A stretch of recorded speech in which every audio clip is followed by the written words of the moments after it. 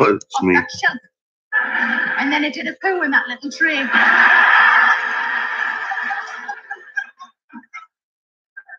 whenever you introduce a new cat into a household that already has a cat, there's always a bit of aggro, isn't there, when they work up the hierarchy, then it settles down.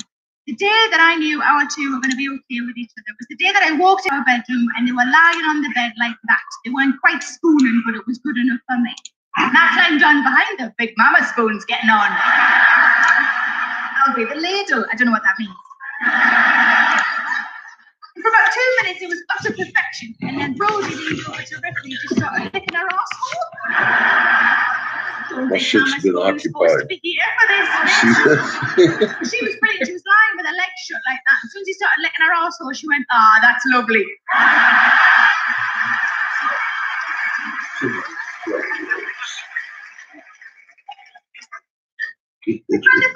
There ain't no moving her. So I cooled down my piece from yesterday, and my rod came right the fuck out. So I want to put the base on tonight. So we gotta get started here. I waited until Brody was all settled, had all his legs underneath him, tried to catch his eye, which was tricky because he doesn't really like me. Have you been killed yet? Obviously. I caught his eye, and I did a slow blink at him. When I opened my eyes, he'd gone.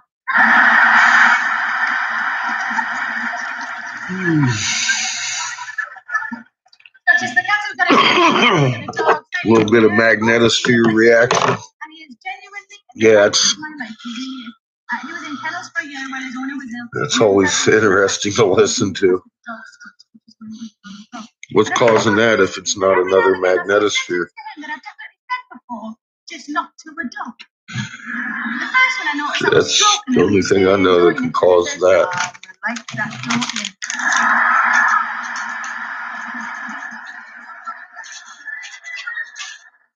The most recent one was when I said to him, "Okay, you can lick me fingers when I've finished."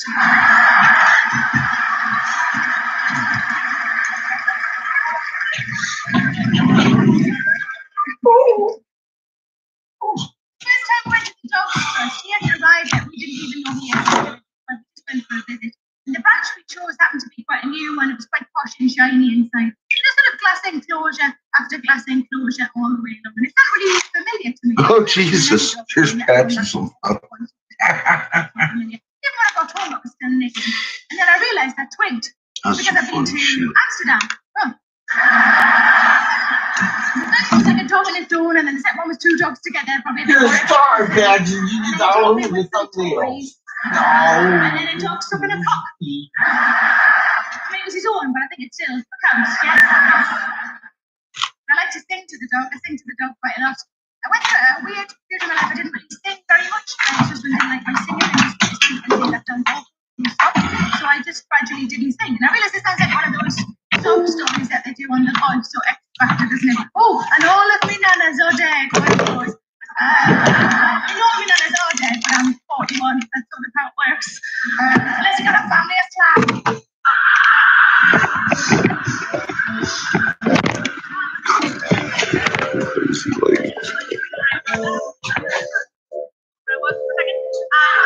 YouTube patches.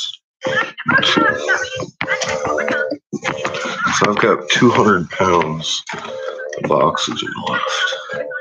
This is going to be just about enough to blow out this foot and mount it.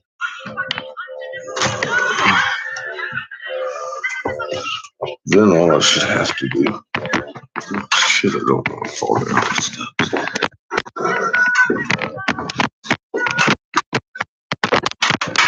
What the fuck am I dragging? Oh my god. I'll try to move everything. It's dark down here in the dungeon. Oh, let there be light.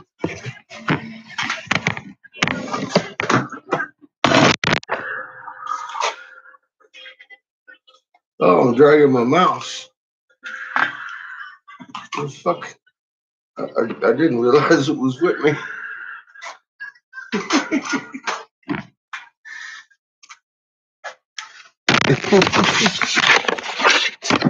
Dumbass.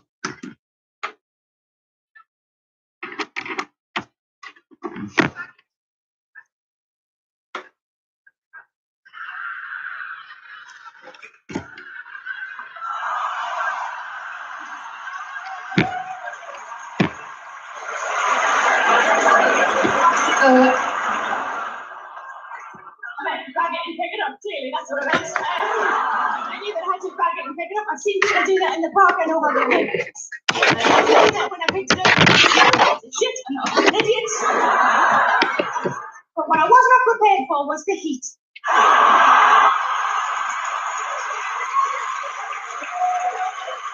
It was quite a mixed emotion for me, because half of me is dry retching at the warmth in my bag. The other half was reminded what it's like when you get a pasty that's just right from Greece. Oh, Jesus Christ. Second thing I did learn from a dog book is that if you're on your dog walk and you've got a full poo bag, 7 pounds between you, you should always keep the full poo bag in the same hand as the dog lead. Very important to have a spare hand at all times. So I learned the hard way, walk along with a full poo bag in one hand, a dog lead in the other. And then my glasses started to slide down your nose.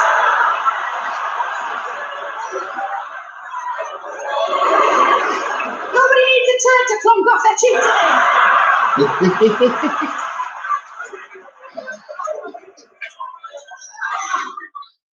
The third thing I didn't learn from a dog book, I knew one of his jobs, one of his tasks, if you like, was to keep his bits and bobs nice and clean. You know, let's call it his gentleman's area. I knew that one of his jobs, that was one of his jobs, keep them nice and I did not know how regularly he would do it, how thoroughly he would do it, or how fucking loudly he would do it.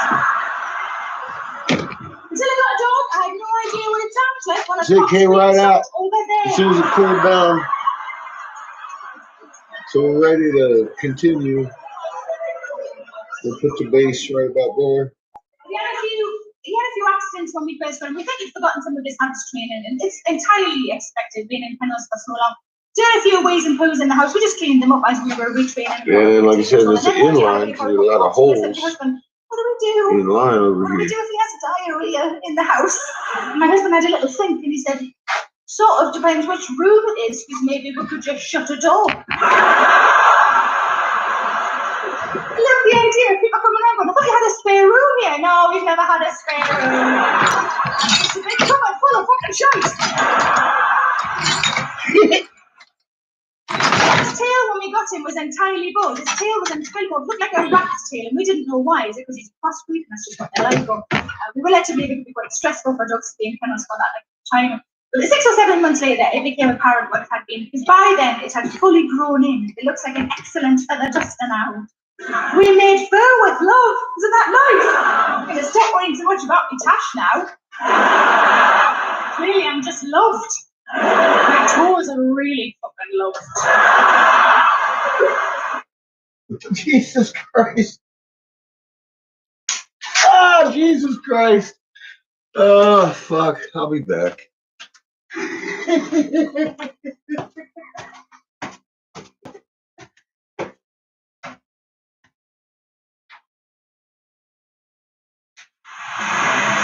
Right, well, I'm Jimmy Carr, these are my jokes, let's not fuck about. Before we get started, who's seen me before?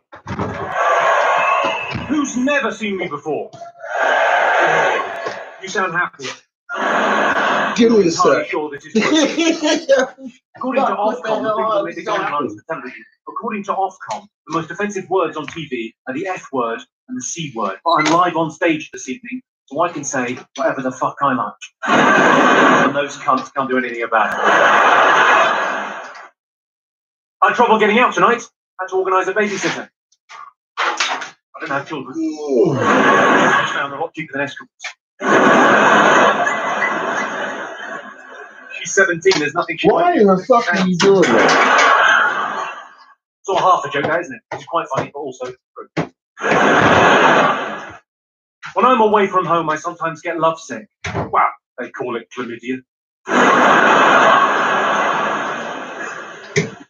I spend a lot of my time away from home because this is my job. I travel around the country telling jokes to people. I love it. I spend a lot of my time away staying in hotels because I have to travel. Give me I was in a another hotel a minute. couple of weeks ago Walked into the hotel room. As I walked in there, just on the TV it said, the adult channel is disabled. I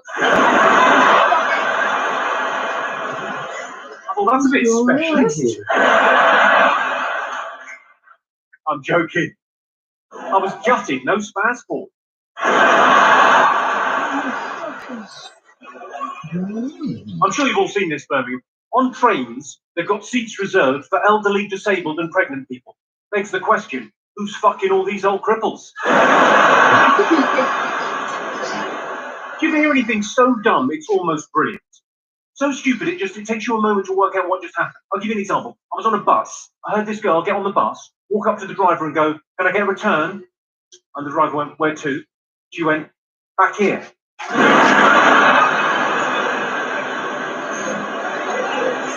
It took me like an extra beat to, what's going on? Oh, she's a fucking idiot. Case closed. People worry about their physical appearance. We've all got silly hang-ups. Personally, I worry that one of my balls is bigger than the other two. I shave my testicles. I call them Brazil nuts. Makes me giggle. Because it tickles when I do it. The first few weeks of joining Weight Watchers, you're just finding your feet.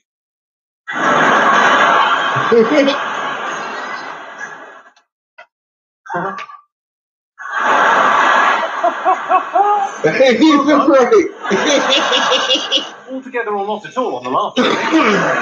Feed line, punchline, laugh, don't fuck about. You're getting it late nonsense. Are there any ginger people in tonight? We got any ginger people? I seem to have contained the problem there, good. Ginger people get given a hard time. People say very unkind things about gingers, but I think you should be destroyed humanely.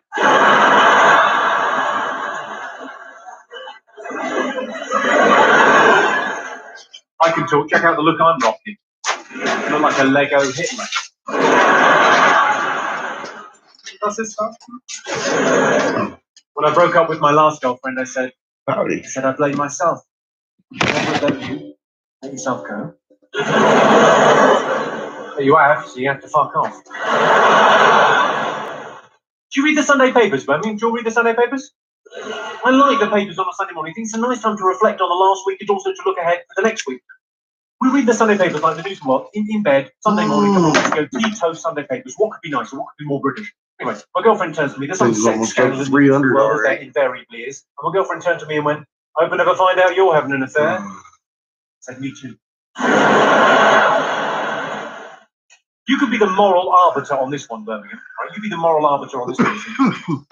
I've got a friend who ended their relationship just because he said something. They were making love, they were mid-coitus, fucking.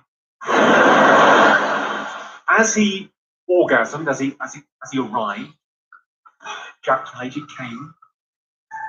The most intimate, but also the most vulnerable time for a man. As that occurred, he said, "Bang, and the dirty's gone."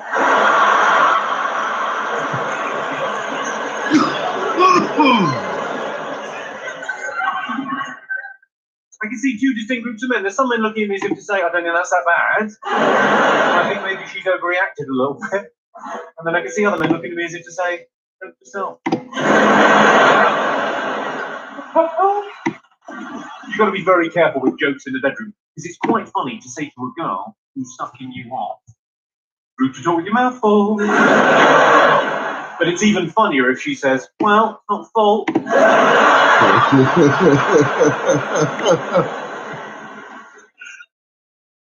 Having sex with someone at work is all right, as long as you don't work in a primary school.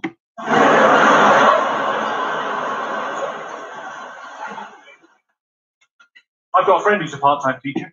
Well, they're all part-time. Are there teachers in? Come on, Joe, don't be wasting.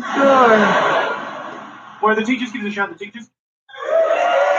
And what was it that first attracted you to children? Not all teachers, obviously, that would be mental, but PE teachers, they're wrong uns. You know what PE is short for? You don't. You can look that up. You know why so many American kids die in high school massacres? Because they're not allowed to run in the corridors. Take your time with that. That's wrong on a number of levels. I don't know if you've noticed this, Birmingham. Very difficult to get the first kiss right. You want to be firm, but gentle. You want to be manly. You don't want to wake her up.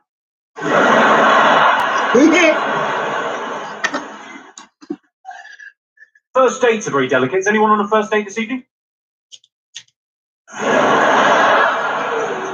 Is anyone on a first date? No? On your own? Seems a little bit suspect, doesn't it? We're going somewhere very special. Groggy, yes, I'm groggy. Sorry, I realise women don't masturbate. You expect us to be people who really enjoy baths.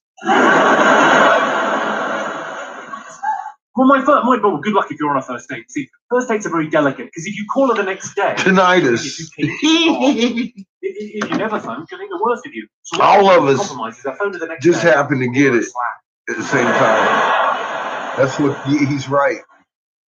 Sometimes you can. It's normal when we all got tinnitus. Go to the doctor tomorrow. You got tinnitus. Things get hot and heavy on the sofa one night. You think this doesn't feel right. All of you. Fucking all of you. See, we're all old and we listen to heavy metal. See, it's my fault because last night I was subjecting you to heavy metal playlist, and I am certain all of you have tinnitus today. This is good.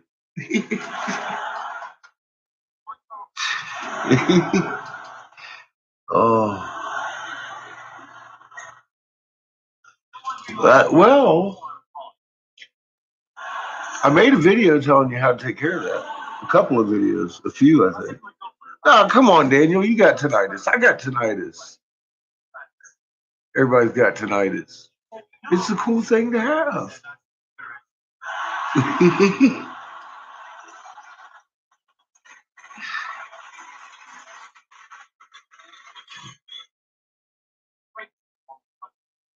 You got to relax your magnet.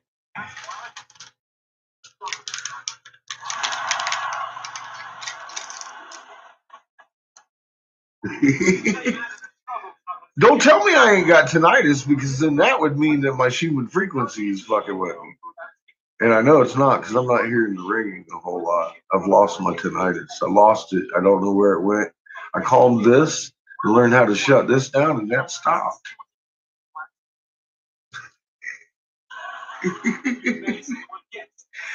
I do hear it sometimes. I feel the pressure too. I'm like, oh my God. I realize I'm stressed out. I need to calm my magnet down. It works sometimes. I'm getting better at it. Not very good at calming down. See, that's a problem. Once I smell blood, it's like the fucking frothy mouth catfish just ready to go. Fuck the cat. I turn it into great white. The great white catfish. Give me that jugular.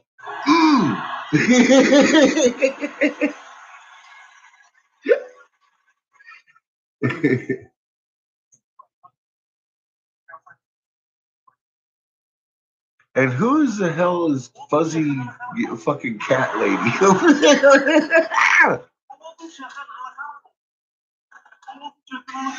The people you meet over on Ben Davidson's website.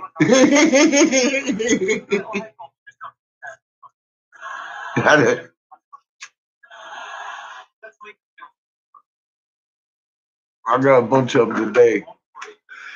Oh boy, some good stuff. She's like, pin this up. I did. I'm like, yeah. The thing that sucks really the hardest is the person that I pinned up is a cat lady. Just some strange cat lady sticking up for Ben Davidson. So I can't really pick on her. But she's making it hard not to. She's like, pin this up. And I did. I said, you know, everybody on here's already looked up Ben Davidson and you're fucking bullshit, man. Now you're up here pinned up looking silly like a fucking troll and you're just the cat lady. I said, what the fuck? I need better trolls. Damn it. They sent me Ben Davidson sick the cat lady on me.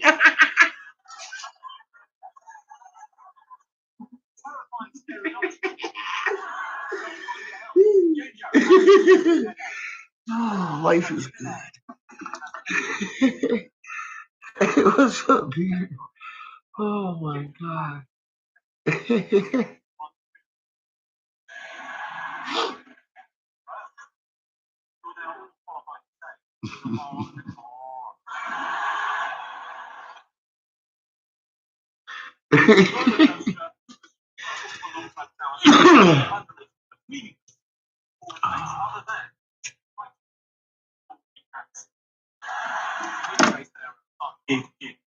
Yeah, she's sitting over there talking this mad line of smack on the top at first, and I was like, I thought she was talking about Ben Davidson. Then I think she was talking about herself, so I went over there and looked, and I was like, she's like, where have I been wrong? And or where have we been wrong? And I'm looking, I'm all like, because I had said from word one, I was like, oh fuck, I can't say this person's been wrong because it's the fucking cat lady.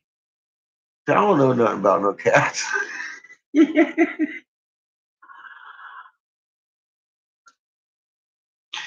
So her personally, I can't say anything about. But it's messed up. She's over there backing on Ben Davidson.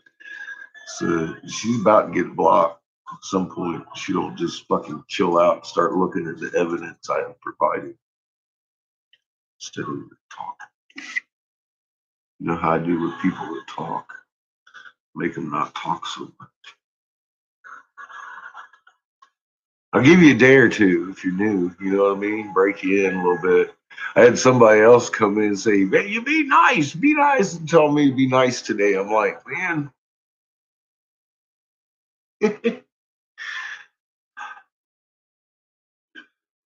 No. Long story short.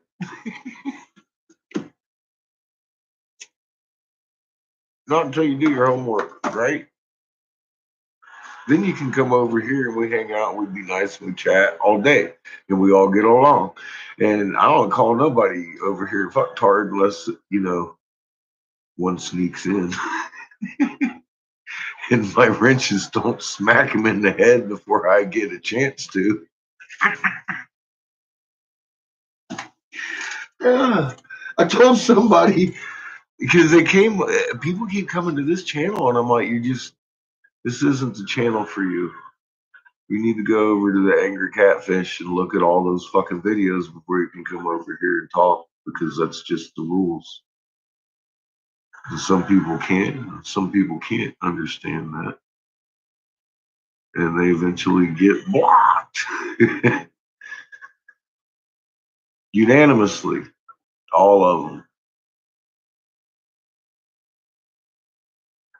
Because if I allowed one over here, I'd have to let them all over here, wouldn't I? No, this is my workspace. You know what I mean? This is my workspace, and I consider anybody that knows what I know my friend, my family, my potential one heart fucking shield mates.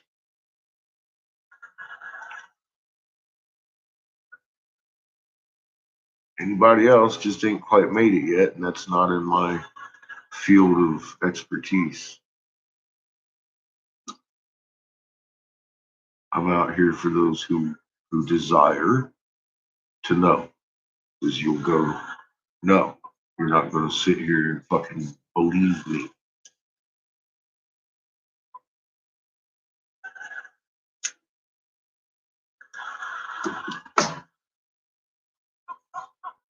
So many people get they think I'm just a YouTuber out here trying to get viewers and donations, and I just gotta keep pointing out, ain't got no fucking donate option on either one of my fucking channels. I don't. You know what I want for you, or want for me, is your soul bucks, motherfuckers. Get out there and open your eyes and wake up. Make me rich. What's up, Anya? How you doing?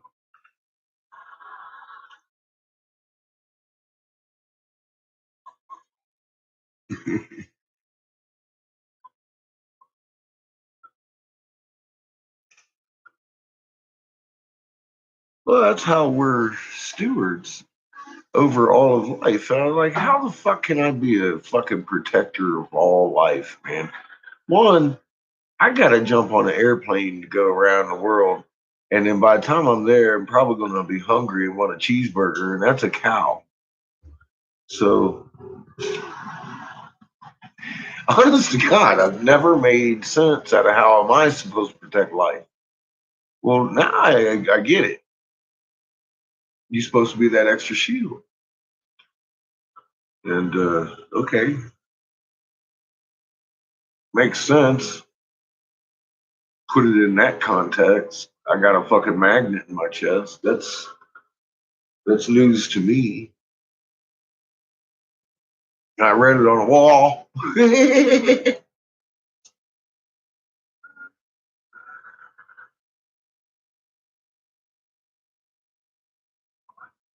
Well, I'm not bashing on the cat lady for making a cat video. These videos here are, for one, actually the only exceptions are glass blowers. I invite my other glass blowers to see. These are secrets for them, but they don't generally talk. Sometimes my friend comes over and talks, but there's a couple glass blowers in here that come in and say something that fucking. For the most part, this is for y'all to talk about the shit that you ain't allowed to talk about. Everybody, I know they're chasing you out of their fucking chat rooms talking about the moon.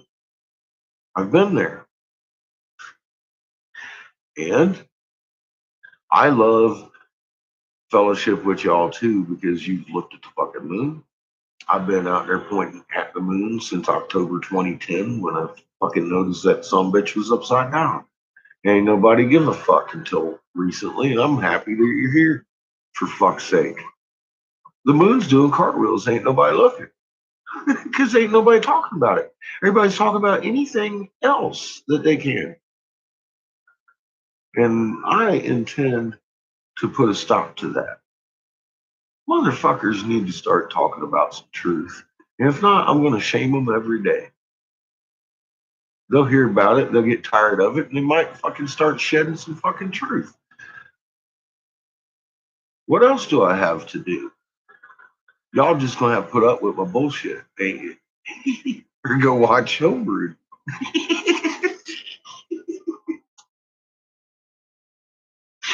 That's what I got for you.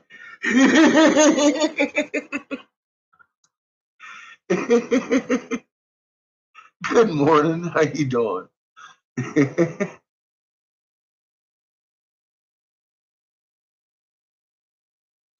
Hi, Miss Raymond.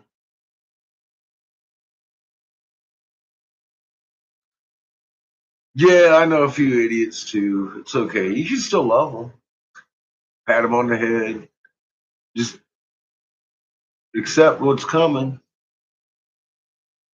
before it happens. That way you're not disappointed. They might still surprise you. I'm going to tell you something. I've known people for 6 years and 4 years and years and years and years that come back to me and be like, dude, you're fucking right. You think?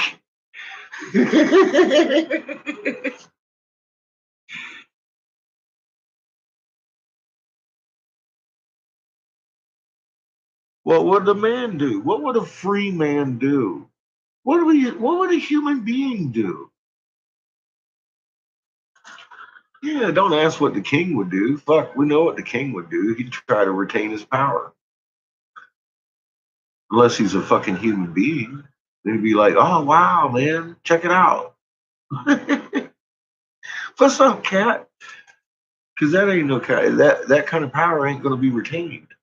It ain't gonna be here. It's not gonna be an option this time around.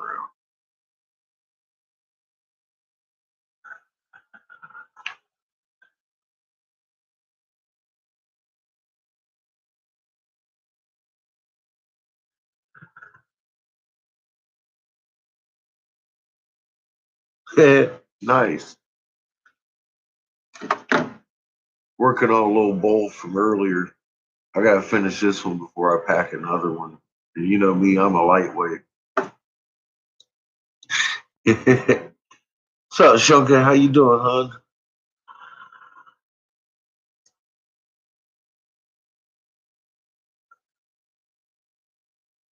Yeah, I know, Shunka, but you know what? I'm not gonna just sit back and let it happen. It ain't me. And you know, I'm gonna get somebody out there fucking helping me change this fucking world. I don't care if they take credit. I don't give a fuck, man. Just fucking tell people the moon's turning upside down. Say I walked outside and looked at the moon. You don't have to mention my name. Fucking just come clean, man. Everybody, just come clean. Be real. We've been trying this political correctness and unreal and fucking fake mask shit forever with wars and guns and shit on the side. Let's do something different. Let's just do something different. We can make it better.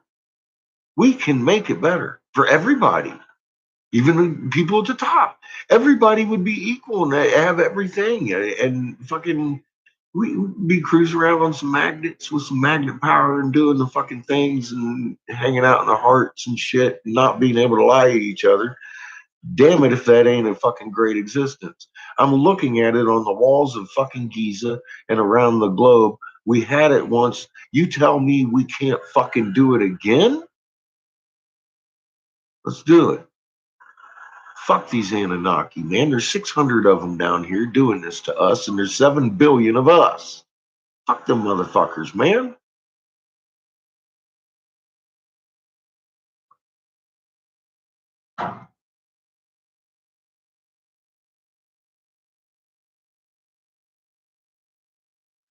Inspired to write again. Good. Inspiration is good. And there's a lot to write about.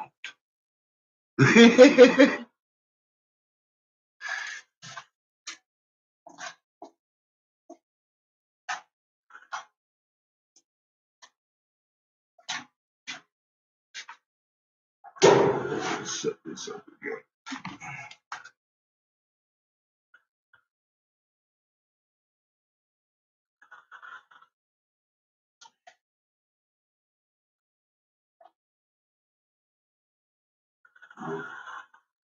No. All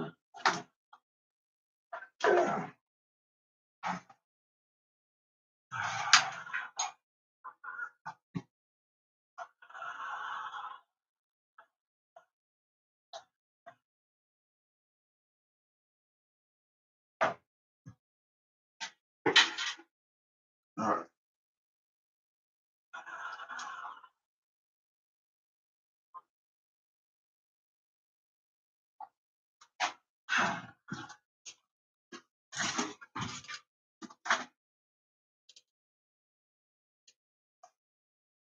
So I found that if I warm it up directly into the wall, it warms up faster and it doesn't heat up my component as much. So now it's running through the component and it'll be regulated until my bricks are warm. Then I'll go turn on this oxygen and get this fucking foot on this thing and get it cut off. It's almost done, man. We almost finished it yesterday. I cooled down the fucking kiln and boop, Fucking out pop my tool. Just like it said it would. Like fucking asshole. I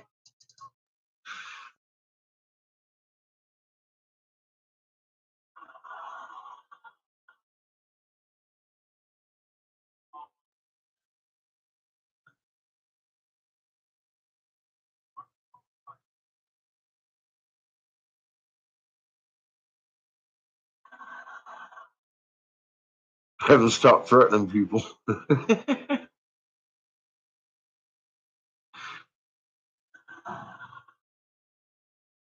The birds are singing, huh? Nice. That was a beautiful day here.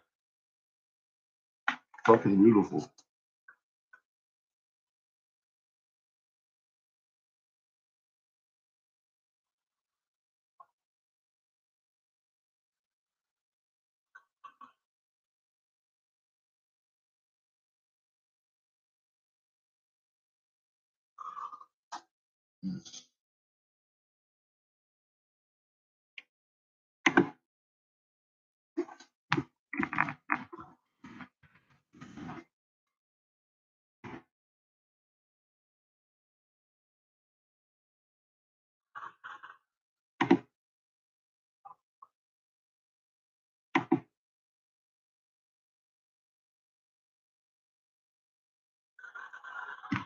It's telling me it doesn't come up till 4:30 this morning.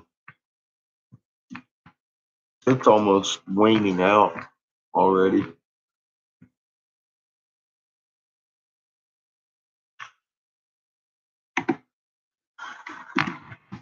almost to a new moon already.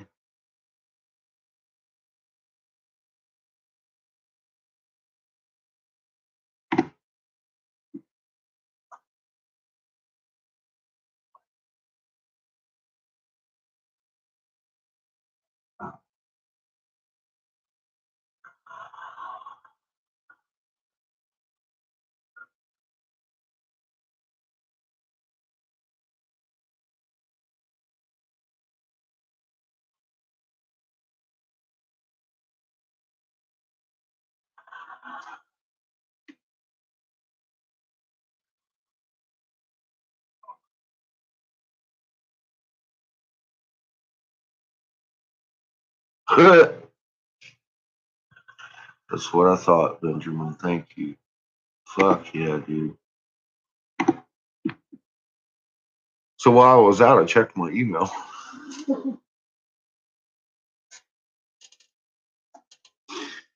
Yay. Remember, I told you I was fighting the fucking state because they told me I was eligible for months and months and months, and then they just the other day they told me that I was fucked. I was like, oh yeah. And then they submitted a ticket and all that, and fucking I just got a response favorable. He's like, look, man, we're statewide, we're fucked, but we're on it. You're gonna get your shit and reopen it, but it might take a couple days.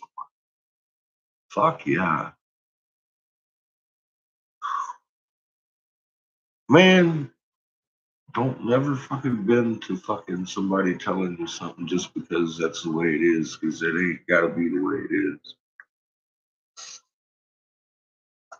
Make sure you make more noise than just that.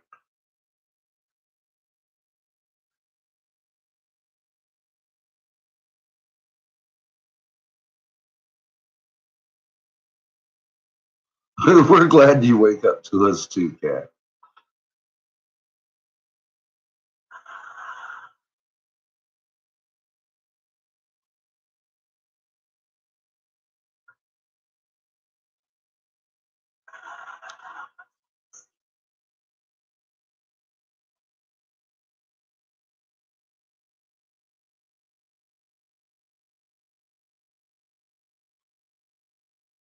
Nice. Up for a joint and some coffee.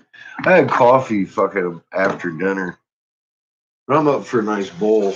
I had a kickback for a minute so my bricks keep heat up.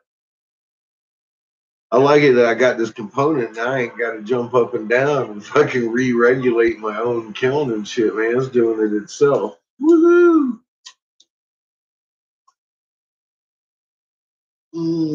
Then I'll turn the music on. I actually like this funny looking little motherfucker, man. He's he's almost you almost just have to watch his ass. It's what's his name? Fucking Jimmy Carr. Fucking Jimmy Carr. He's from the UK. It's funny as fuck. But watching him, it's even better because he even describes himself that he looks like the Lego Hitler. It's funny as fuck.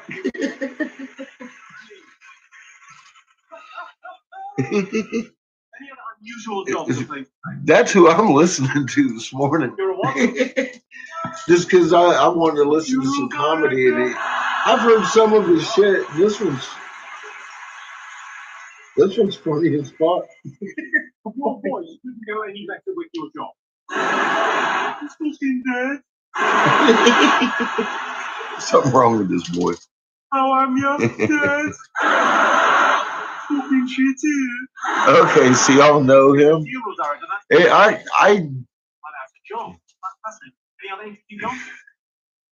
look at other things, so I never heard of the fucking guy. He's funny as shit though. So I didn't know if you guys were going to be okay with him or not, because he has some off-collar shit about kids and stuff. But well done, I love it. God, he's weird. He looks like a fucking pedo. And he's just playing the part, man. It's funny.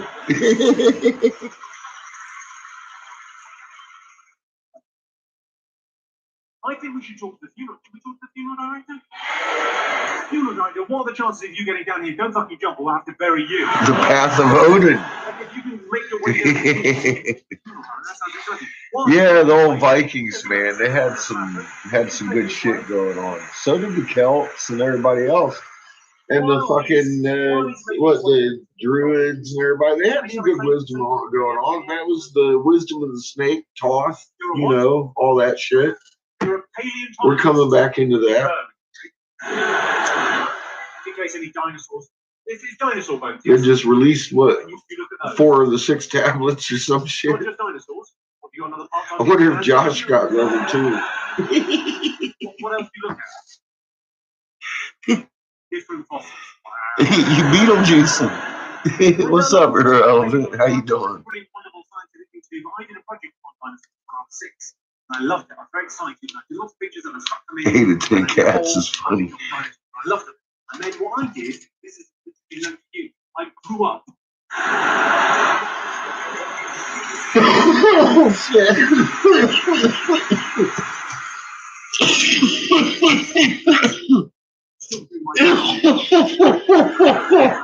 I'm fucked up. What's your He's making fun of a paleontologist. Because of Jurassic Park. Oh, but you might as well say God.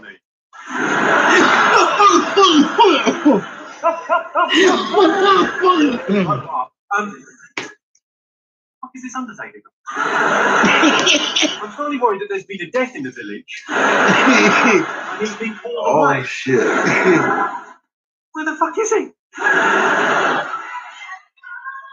Where the fucking hell did you come from? Come and say hello. You're a funeral director. Hello, how are you? Nice to meet you, sir. Come and say hello. Berkshire woman there. Right, how are you, sir? Come sit down. I'm all right. What's your... Sorry. How am ya? Are they too bad, the old booker? Okay, you're not a gangster rapper, so just hold that like a normal human being. Okay. What's your name? I didn't even get your name. John. John. Okay, well, I'll tell you what, I'll set this up properly. Hello, my name's Jimmy Carr. I'm joined this evening by John, the funeral director from there. John, tell us then, what does your how does your average day go? Making coffins, doing funerals, and Doing funerals, yeah, making coffins. yeah, collecting deceased.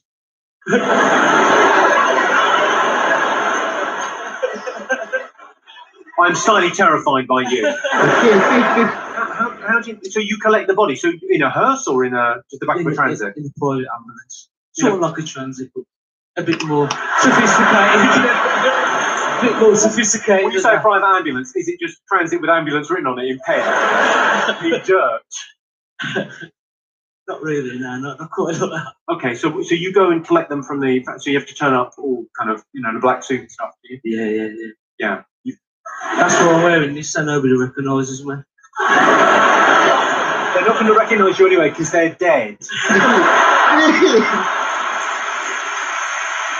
Probably.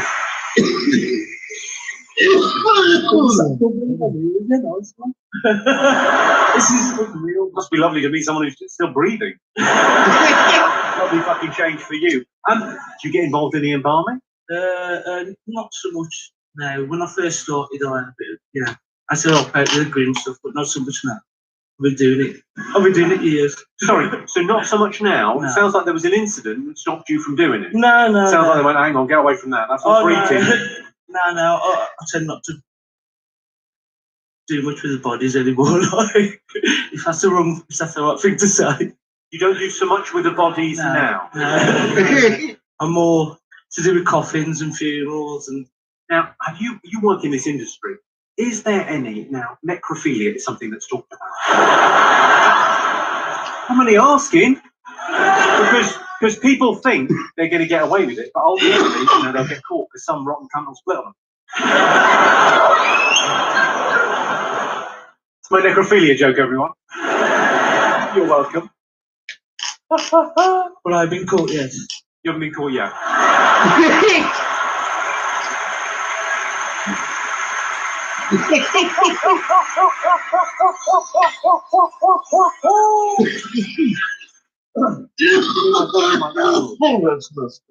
Not undertaking. I don't know if this is like based on a true thing. You might know this. They're an old lady, beautiful, nice old lady, and she her husband's died, and she goes to the funeral parlour where you would work on it. Guess what time it is? Does your job, and she says he's beautifully laid out. She said, well, that classic sort of thing. Always never look back. It's about time to turn on that fucking I oxygen wanted to him get to be this his blue suit. get this show on the road. Could you put his blue suit on his brown suit? The guy says, not a problem, madam. And then leans out the door and goes, change Sure that does. 2 and 4. Now, when I was on the USS Texas, it never did. Well, it did when we went from the Bering Sea to Australia, and the old bosun showed us how to use it to fucking guide us around. And I was like, oh, wow, that is fucking intense, dude.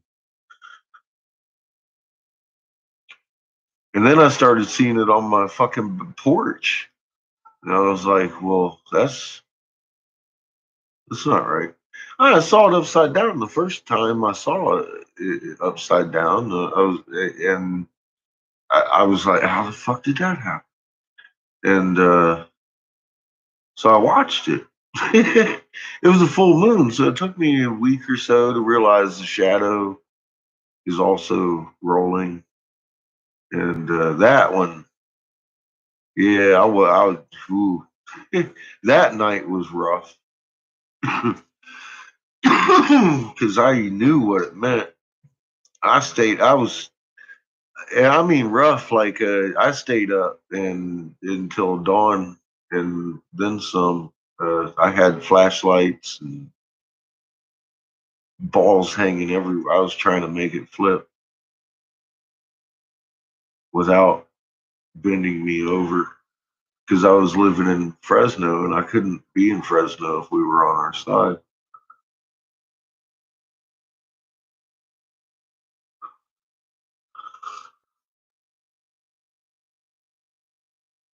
Guess what? We're on our side. So I moved us out of Fresno.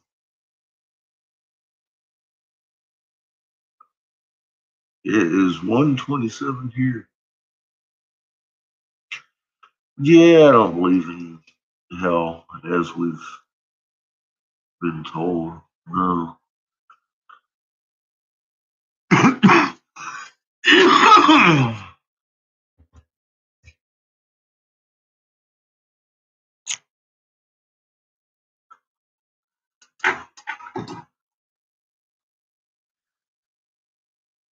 I believe there's more of a sometimes the soul needs a vacation kind of situation for the mass amount of us.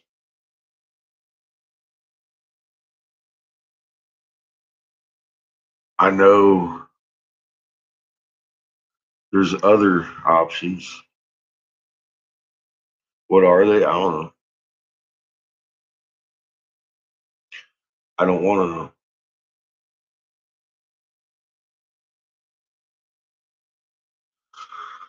But I know aggressors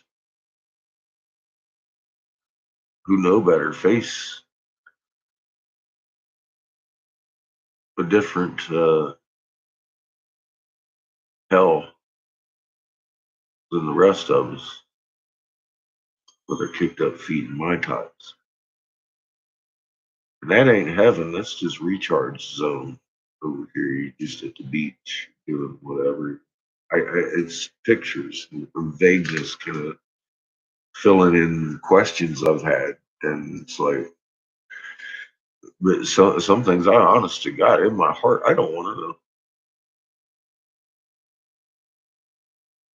I really don't. I don't want to know the time or day.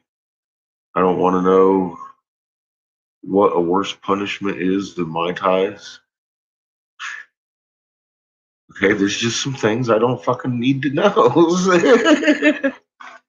Because I'm just not going to go there. I'm not going to diminish my spark to the point that I have to fucking go be fucking reevaluated or whatever. I don't know. I don't want to go there. I don't want to figure it out.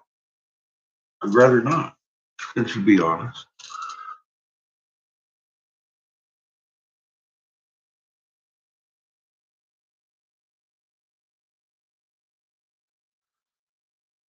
And if you guys feel compelled to fucking go out and look for them answers, go. They're out there.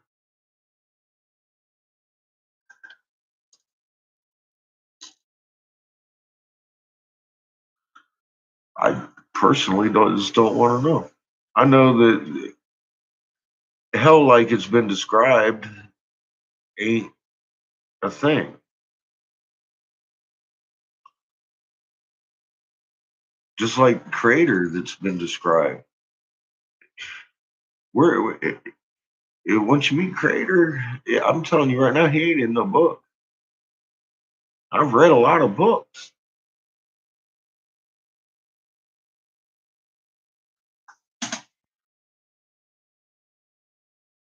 Read a lot of books.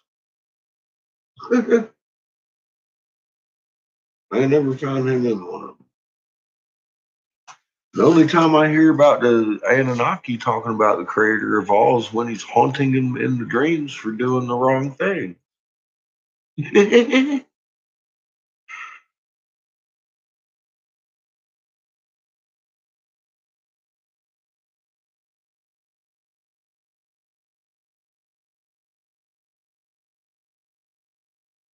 No, you don't want to blow a vein in your neck. Remain calm. No, if you're not good at fucking being on the front lines, that's what I'm for. That's what I do. I stir up shit where there is shit. So they got conglomerated shit, and I threw some sparkles on their shit. That's just what I do. I'm not going to pop a bait.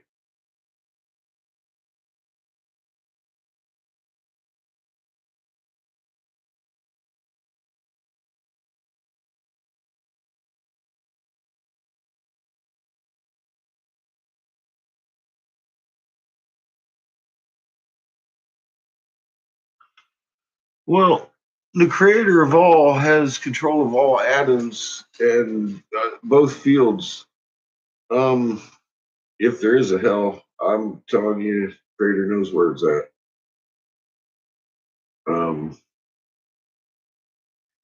Just ain't a hell like we've been told.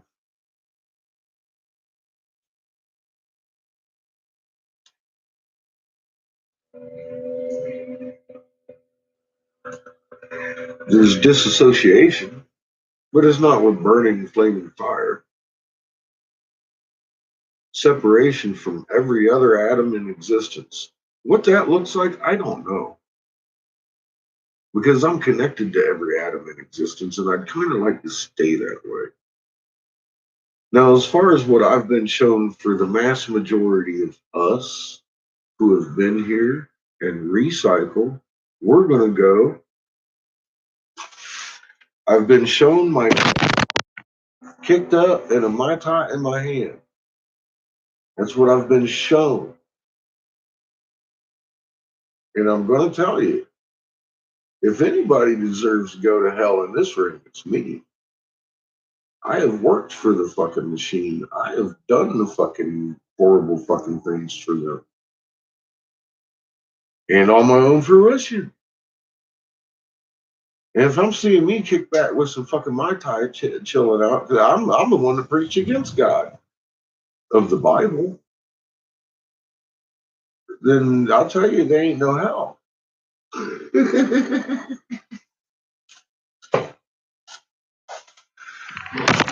But I've been shown there's a separation of darkness also. If you're harmful, you can be separated from all atoms in existence. I don't know how.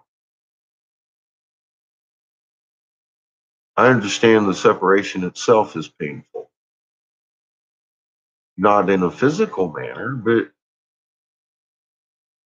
it's nothingness. Literally. And you're in the middle of it. Does it last forever? You know, I don't. I don't know. I've had a flash of the existence of nothingness, and I didn't like it. So I suppose you could call that hell.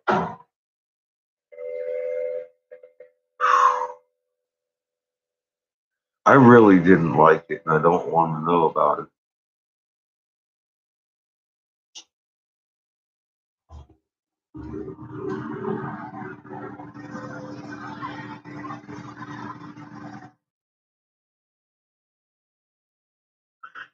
Well, no, everything doesn't exist of the atom like they say it exists. We've disproved the particle theory.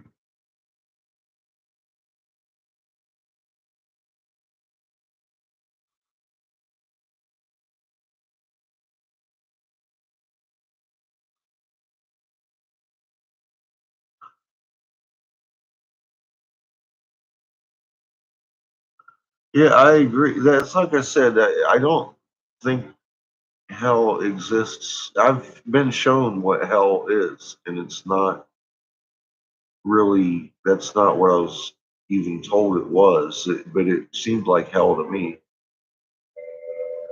It was freaky, man. It was scary, and I didn't like it. I got a big download. I was shown all kinds of shit, and I didn't understand what I was being shown. I got showed too much at once. It took me fucking almost a year and a half to fucking get it out of my head. Whew. And not all of it was pretty, but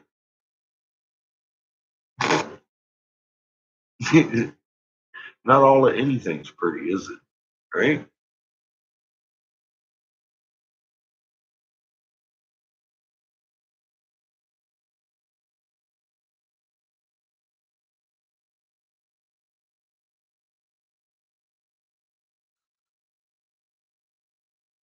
Because we've been trained to be poodles instead of human beings, Kelly. It's our human nature to do these things, and we've been trained not to do them. And it began with that little story they call the Tower of Babel. How are you going to scare a creator? Because they said we scared God. How are you going to scare creator with a power that you can't use out of meekness for the creator? You're going to hurt the creator with the power that you can't use outside of love for all of life and the creation. That doesn't add up in frequency. It's impossible.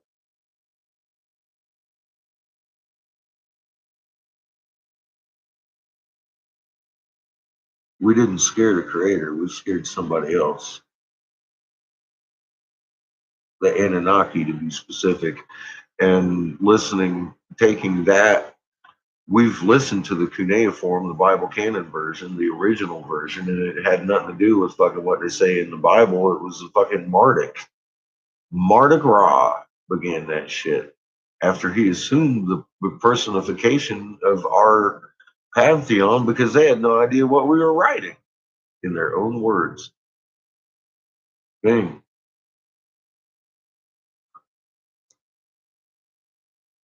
And we've listened to those right here several times on this channel.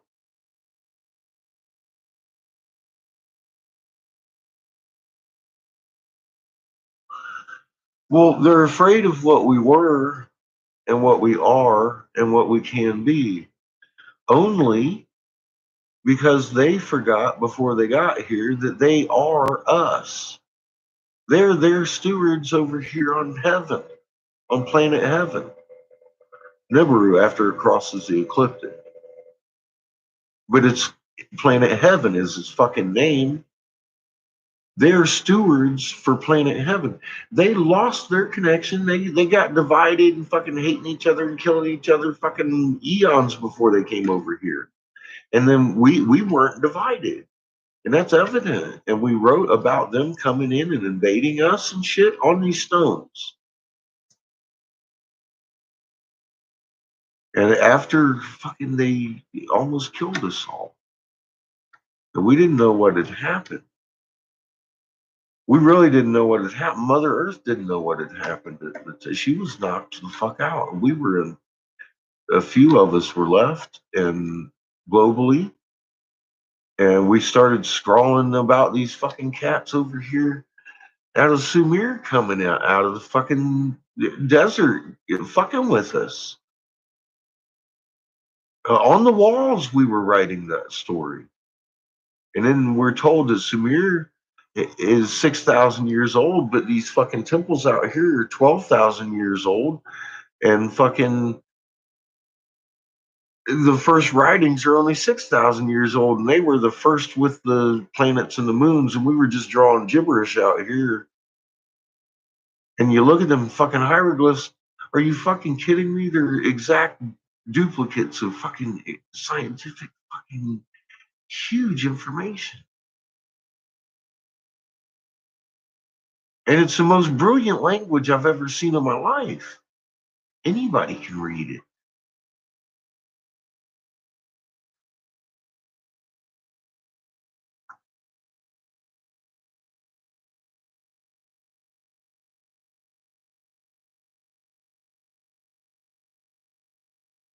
But that's the 600 people we're still fighting. It's not Enlil and Enki. It's their generations later. It's the family division. It's still here. It's the eagle and the snake. It's the same from the fucking beginning, and it just keeps coming back and coming back and coming back. You can read the Bible with the context and understand that Moses had a different fucking God than fucking any of the other ones. They keep switching. Jehovah and fucking Yahweh and fucking and they all have different personality. Look at them. You know, now you can start. I mean, you read the cuneiform and you start understanding. Oh my God, that's when Homeboy was in rule. That's when Homeboy was in rule. That's when Homeboy was in rule. If you read the canon, you can trace back the timeline of the Bible and tell who they're talking about. And we've done that right here on this channel.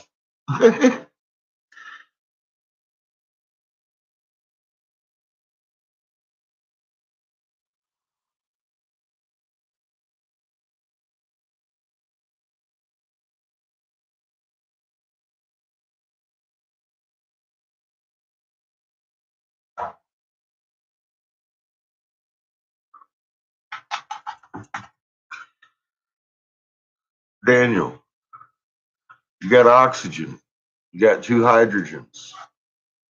Here comes the oxygen, and it sends one of them off and smacks one of them down to it, runs into another one, sends another one off and smacks down to it, and you got oxygen, or you got water. Just like a magnet would. Like poles, opposite poles, free radicals. What happens to a magnet when you add heat to it, bro? It loses its magnetism and becomes steam. The particle theory is out the door, man. They're torrid fields in those atoms. They work like magnets. The stabilization is because of the field that they generate. Look, it's a ferrocell with stacked magnets. That's what a molecule is.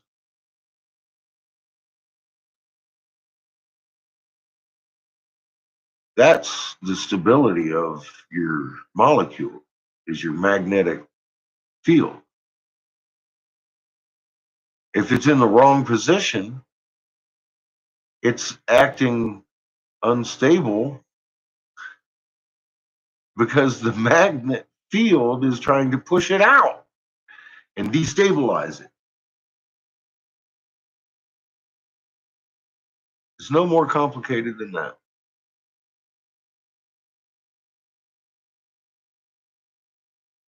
That's it. That's it. No quantum, nothing. It's instantaneous action at a distance. It's scalar physics from the atom to the galactic.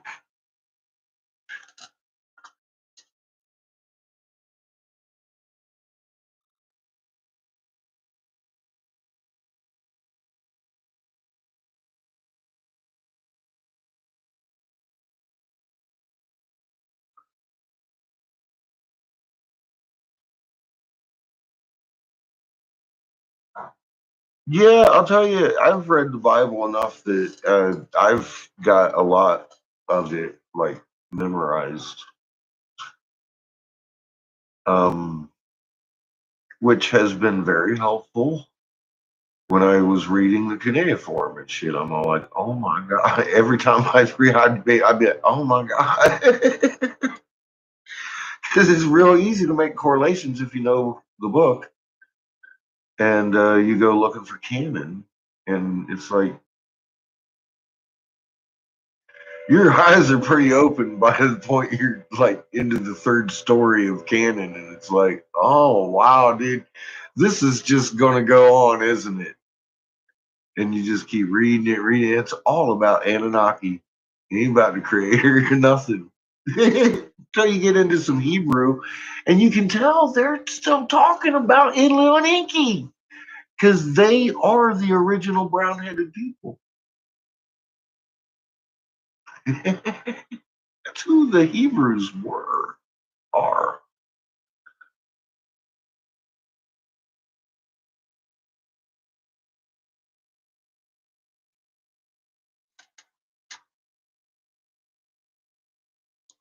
Yeah, repeat, repeat, repeat.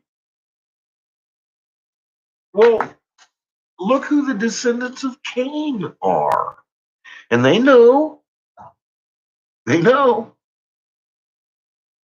I've confronted them all about this whole thing.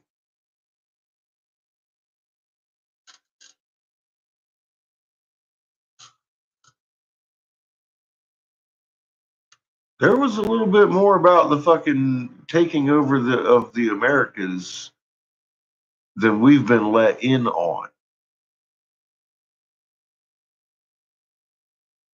Because we took over the Americas from the descendants of Cain.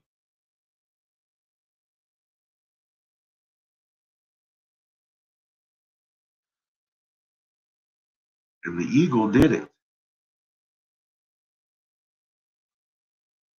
The Vatican.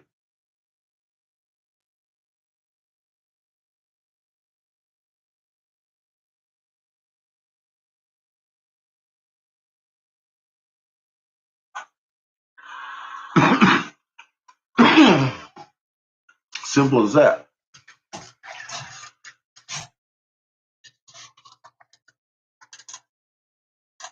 The two houses of power are still in place, and one of them's in check. You can see this. But they're holding keys. They're afraid of each other. One, they're afraid of Mother Earth. Two, they're really afraid of creation, and they really are crapping their pants. And I'm walking around talking about fucking, hey, you want to read a hieroglyph with this mark on my belly?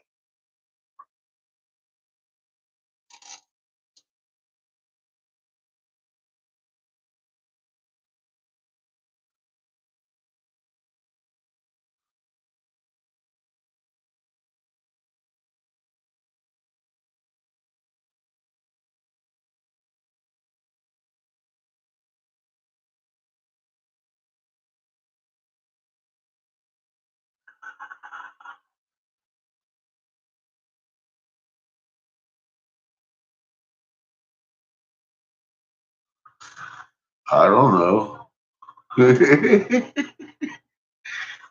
I don't know, Elvira.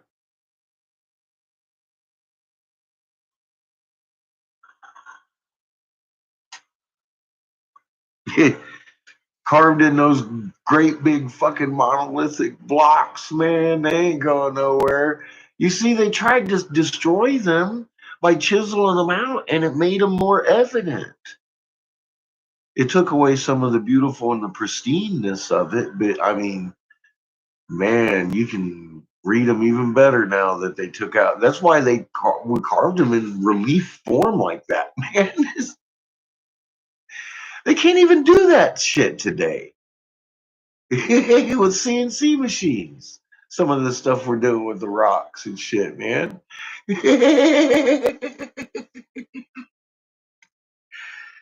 Oh, we were brilliant. We were a brilliant, loving global species that got along. And it was because we had a language of the heart that you can't lie to each other. We had to cooperate.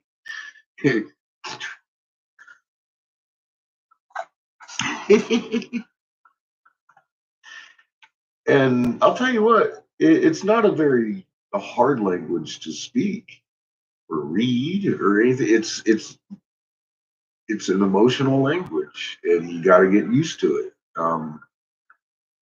People admit their fucking intent all the time, and they don't know it. And once you start honing in on it, it helps in life. And it's given, man. I'll tell you, I've got a wow. Look at it. 2 years ago when I started doing this, my fucking point of view of everything has just absolutely done a 180 and then some. I mean, like 360s, 180s. I was doing donuts in the fucking parking lot.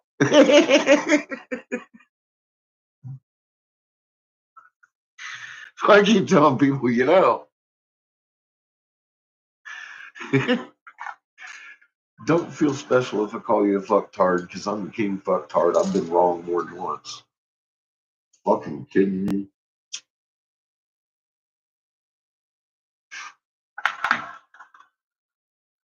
But the difference is, and y'all know this, the difference is you're fucking at least smart enough to look in a different direction if you start seeing evidence that what you believed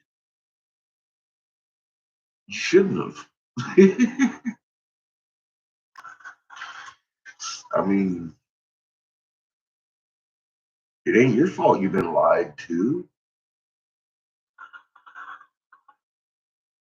or anybody else. But once the evidence presents itself, then you kind of got to look at it.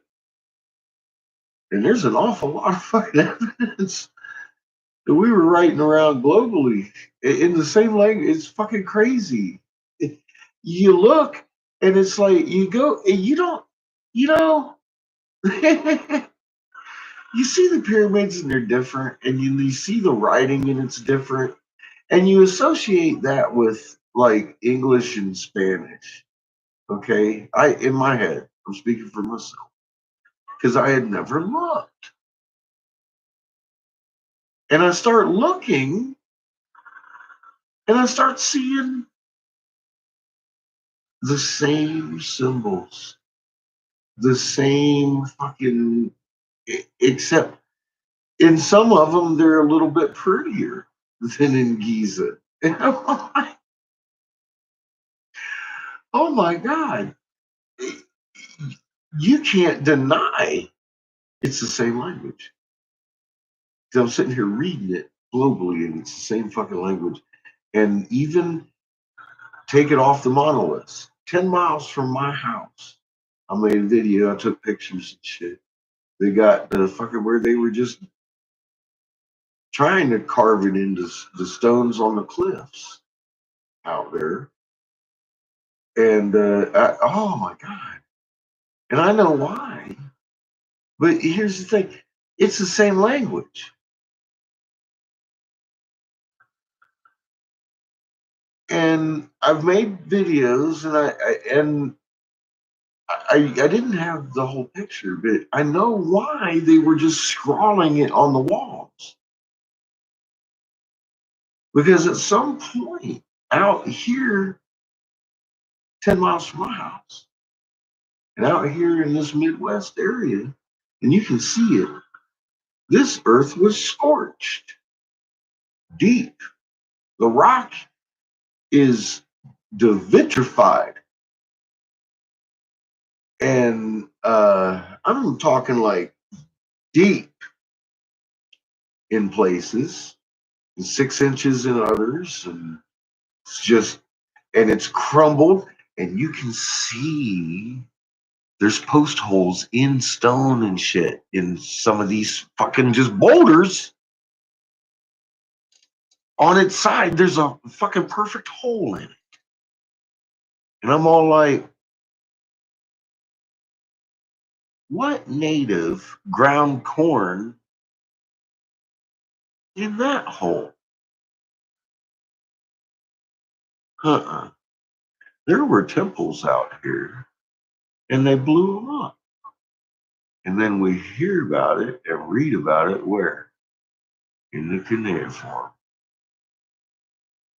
There's evidence out here of some massive fucking weapons going off.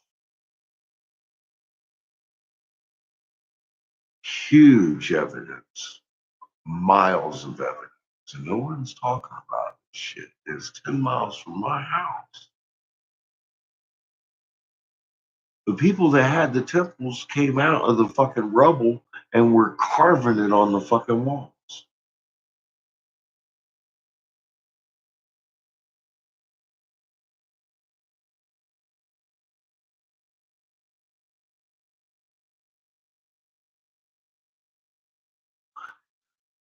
Oh, I mean, like blew the hell up to crater, like, and yep, fucked.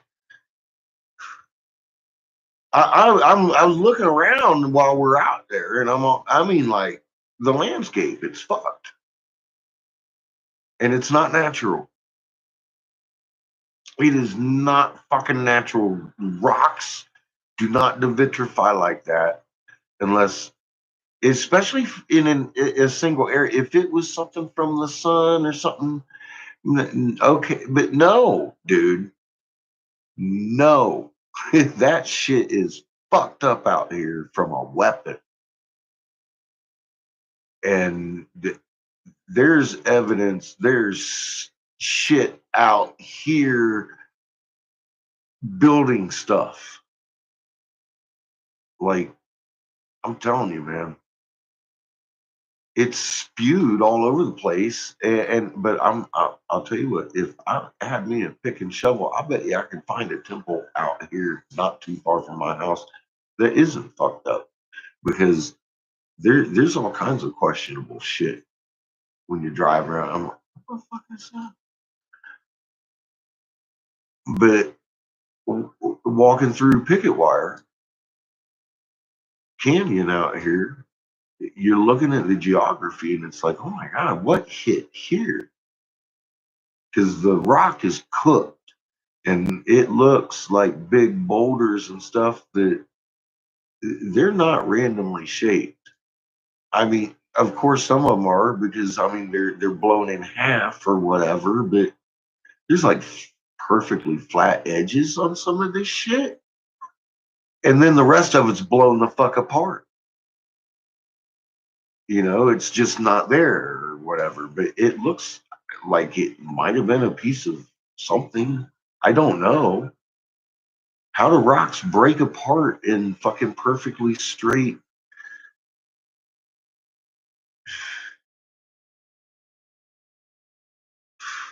I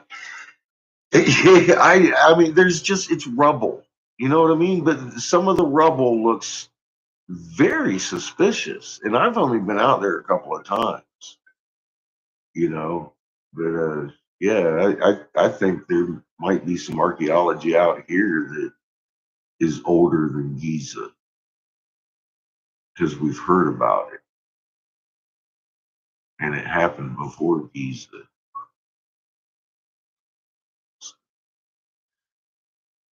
I think I've found a spot that got bombed.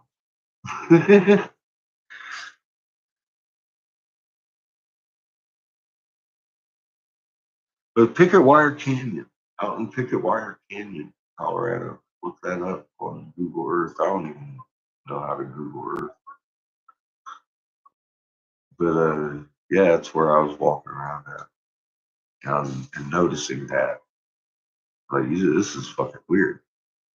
And I took a couple videos, put them up.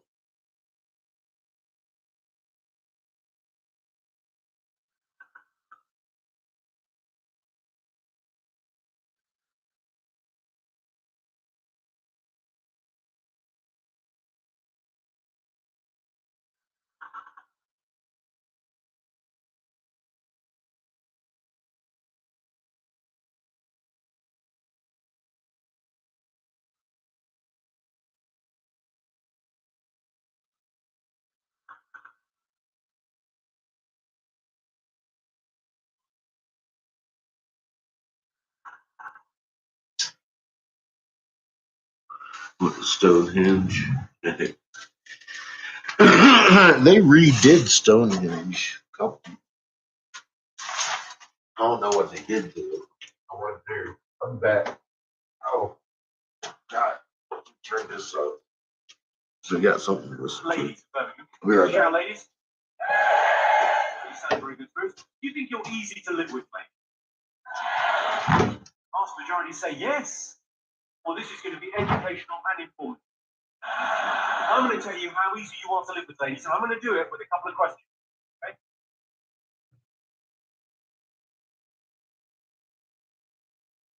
Have you ever met a gay man? Have you ever noticed how happy homosexual men are?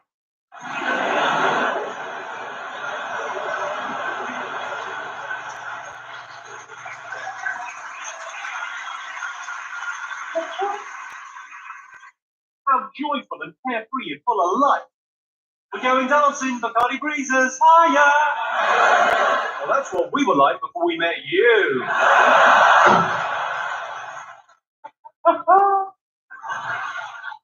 Interesting little fact for you. 3% of all new homes are built specifically for pensions and their coffers.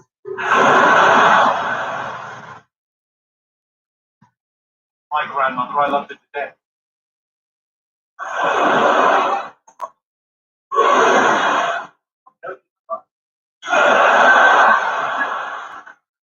Now, I don't normally do political stuff on my stage show. Detroit. Anyone in Detroit? Sorry. Nice time. My bad. Just to think, I have in Detroit, and I saw it in the local paper down in Detroit. The BN campaign. These are this Carnival of Colours. The British National Party campaign was handing out leaflets in Detroit. No. Not handing out leaflets.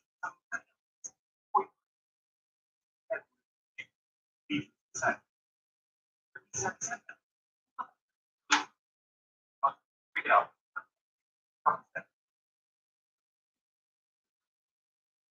Back. And properly protect.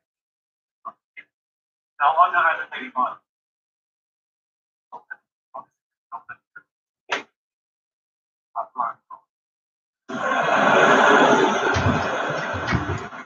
pretty genius. Because for that fucker, that's adding insult to injury. A lot of planning is going on in London for the 2012 Olympics. Sadly.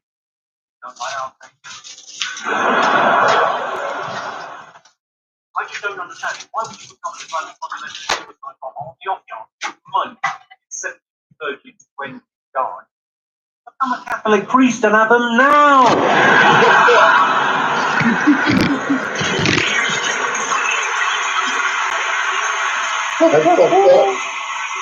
Life's for living, am I right? My favourite suicide bomber last year. Oh, you're better than me because you haven't got a list. Whatever. My favourite suicide bomber. Well, I've got a couple that I really like. The Detroit bomber. Do you know this guy that flew into Detroit last Christmas? So he flew to Detroit Airport. He had an explosive device in his underpants. The triggering device went off. The explosives didn't detonate. So there was smoke billowing around, but everything didn't blow up straight away. Just smoke billowing. So the other passengers, you can imagine in America post 9/11 how they put him out. They didn't run to get a safety blanket, some water, and a stewardess. No, they stamped the fucker out. In quite a camp flamenco style, if this is anything to go for. Possibly with us. But I mean, they fucking ruined this guy. They didn't kill him, but they ruined him. Now, normally, I would say, well, you know what? Fuck him. Who's trying to kill innocent people as they flew home for Christmas? Fuck him very much. But my heart goes out to this guy. Because his court case is coming up in America in the next couple of months. And he's going to have a very tough time in the court of law defending himself. Because the prosecution have got it so easy. The prosecution is just going to go, you telling the truth? Yeah, I'm telling the truth. Were your pants on fire? Yeah.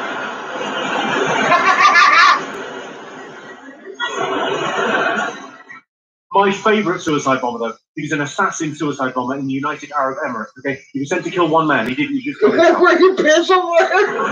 Technically a win for them, but I'm very happy with that. Okay, so he was sent to kill this guy. And in order to get close to the guy he was going to try and kill, he had to conceal the bomb. He had the bomb concealed. Wait for it. Up his bum. Literally a suicide bomber. I mean, if people are going to start putting bombs up their bums, the shit is really going to hit the fan. Now, I don't know how that bomb was detonated, but I like to think, in this day and age, even someone as fuck-witted as a suicide bomber, even someone that morally retarded, would have seen the opportunity for comedy in that situation. And that bomb, up his bum, would have been detonated something along the lines of, pull my finger.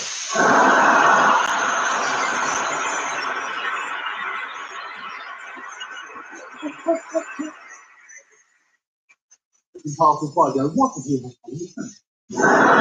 Oh, I've got some more pictures. Do you want to see some more pictures? See some more pictures. I'm just going to talk to you briefly about horse players.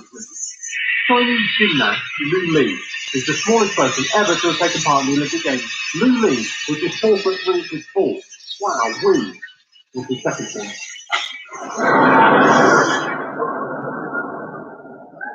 Ice dancing. Of course, ice dancing won't be around. Any fans of ice dancing in? Ice dancing, of course, won't be around forever because of global warming and AIDS. Snooker and darts. Snooker and darts have seen their viewing figures steadily decline since the introduction in 1983 of remote controls. Just 22% of Liverpool fans reside in Liverpool. The rest are on remand in other cities.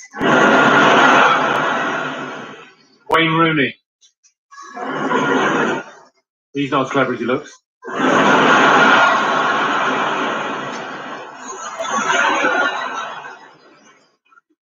Talk about technology.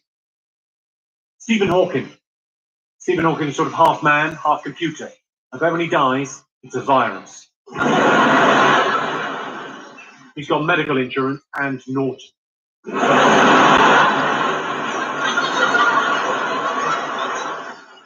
In America, they're called astronauts. In Russia, they're called cosmonauts. And in Britain, they're called balloonists. The greatest ride at Disney is the girl that works in the Toffee Apple kiosk.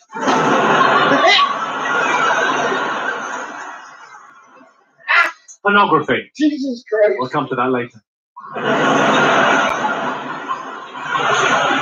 If you'll pardon the expression. And the expression, of course, will be that of a turtle shitting. The thing with internet porn is it still has the power to surprise us. I saw something on the internet the other day that really shocked me. It was one man having sex with one woman. There was no gangbang, no DP, no anal, no dwarves, no three-way, no water sports, no girl on girl, no gagging, no rimming, no granny fanny, no DV, no DA, no females, no melts, and no barely legal. It was just one man having sex with one woman. I thought, well, who comes up with this crazy shit? Talk about that. Adult supervision. To me, adult supervision sounds like the ability to see through grass.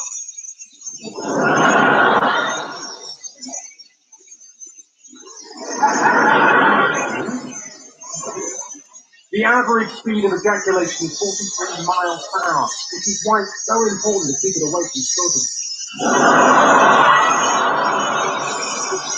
20 is plenty. Around children, you've got to be very careful with the language that you use. For example, say fiddlestick instead of vibration. I don't think lesbians should be allowed to use vibrators. You've made your decision.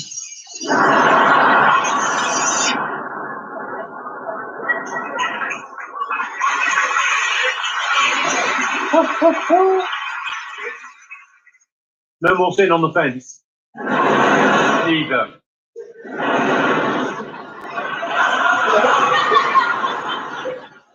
Hermaphrodites.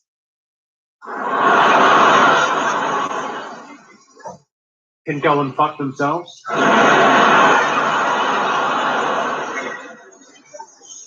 A transvestite is a man that dresses to look like a woman, and the woman they dress to look like is Jane McDonald.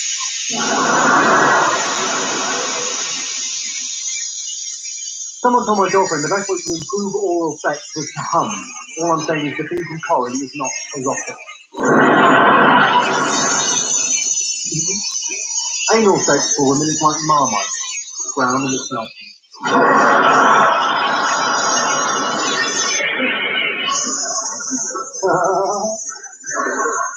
Condoms come in packs of 3, ideal for married couples because birthday, Christmas, Valentine's.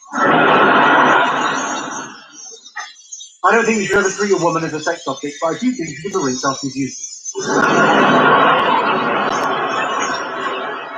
You don't agree? You'd rather be left looking like a plasterer's radio?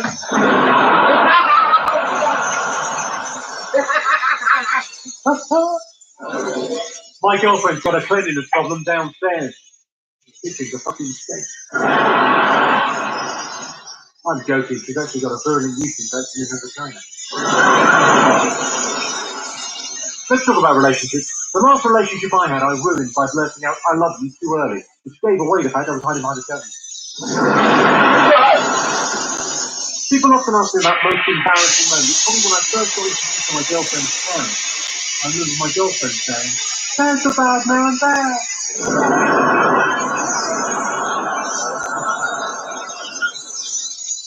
I don't like the term partner, because it looks like how I was fighting crime. I don't like the term housewife, or stay-at-home mum. I just want to say, ladies love. My girlfriend says she's good at doing 2 things at the same time. If that's the case, why is the food out of the question?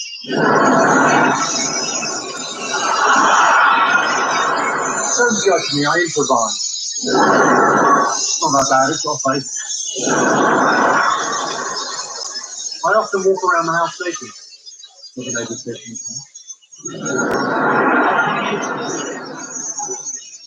Some friends of mine just had a baby, but because it's an issue, I had to use a surrogate mother because of the medical thing they have to use a sperm donor. So really what I'm saying is, the people I don't know just had a baby. One of the symptoms of having consensive itis is that when you wake up in the morning, your eyes are so sticky you can hardly open them. My girlfriend had it along.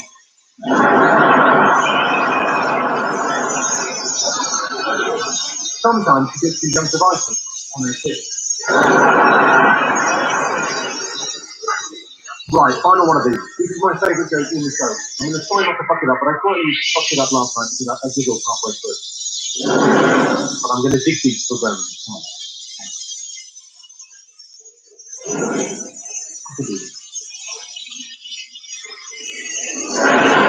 When I broke up with my first wife, I didn't want anything from her in the settlement, except a pint of milk, 4 egg yolks, vanilla pod, an ounce of caster sugar, and 2 fluid ounces of single cream.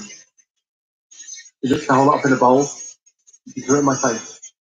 On the plus side, I did get custody. Okay, good.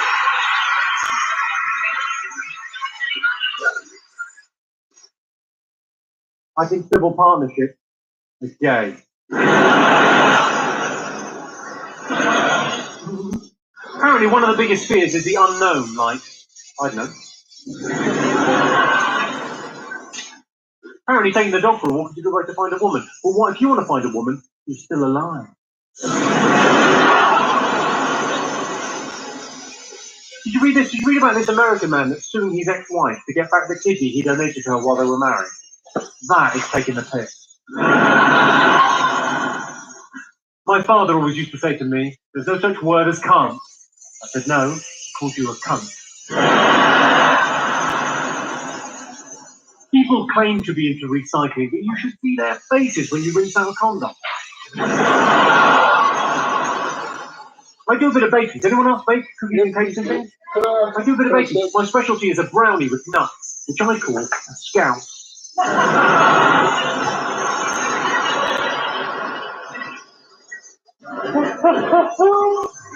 Come on, where's your sense of fun? Do you get annoyed by cold callers? You know, of an evening, you're at home relaxing after a hard day at work, watching TV, couldn't do that with that phone rings, sticking out there's a of strange it. voice you don't recognise, talking about something you're not interested in. Came right out. Oh, with Mr. it Jimmy, I full have your down. baby now. You send money quick. You bad man. Fuck off.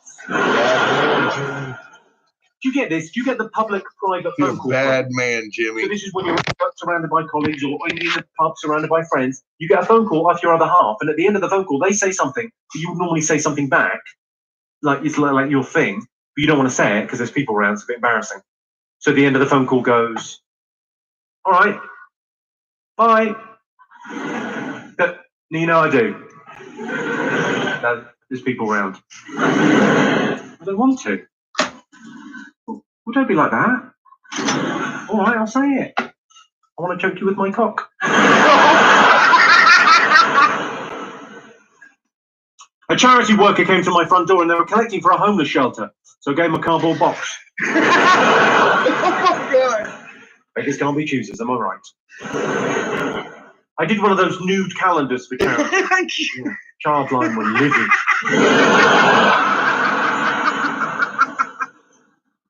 I did a gig for Alzheimer's sufferers. It's brilliant. 2 hours, one joke. Oh God. I did a gig for Alzheimer's sufferers. Right, final thought. If only Africa had more mosquito nets, then every year we could save millions of mosquitoes from dying needlessly of AIDS. I've been Jimmy Carr. Thank you very much indeed. Cheers, guys. Thank you. Oh my God, I said that motherfucker ain't right. His girlfriend wants him to choke her with his cock.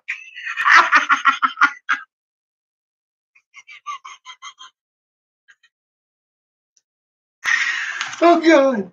Oh God. Oh. He's like, you know I do.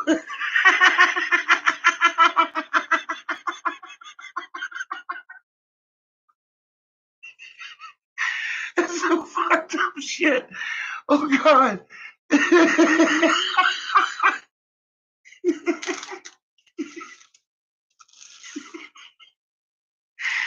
Oh man. Oh.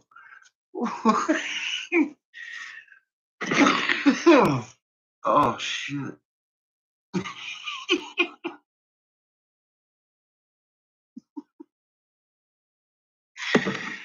Oh.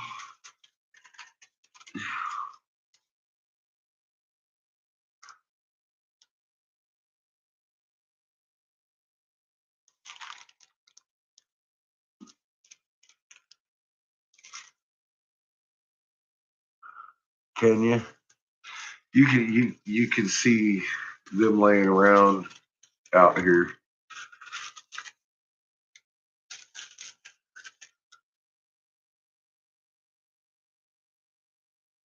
Said something happened out here, not far from my house, man. I was out walking around and saw me some evidence. I was like, what the fuck happened here? Something big happened. I mean, and definitely regional, you know? You can tell it's not something that happened globally. It was just something happened here.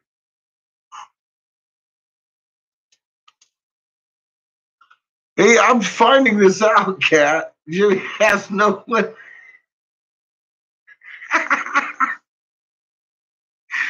You know, I think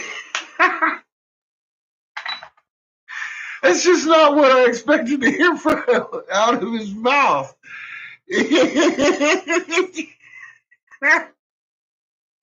From his girlfriend. But as I'm sitting here laughing, I'm thinking, you know, any one of your ex-girlfriends would probably fucking sit there and make you say some stupid shit like that just to show every other girl in the room that they know is there that ain't. I want to choke you with my cock.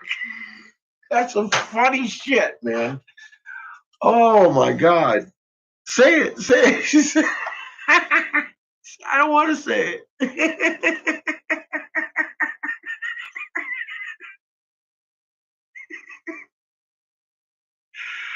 I love you. And that's what I was expecting him to say something, you know, like, oh, okay, I love you, or some shit like that, but, you know, and then go into the joke. He killed me.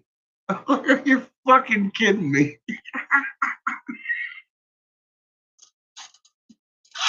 And the way he says this shit, he's just.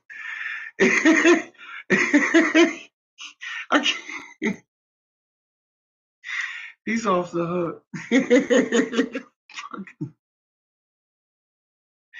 Oh man, that's some funny shit.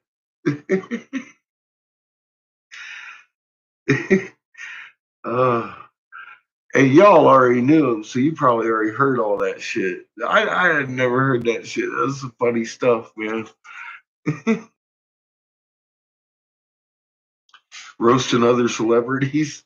I bet he's fun.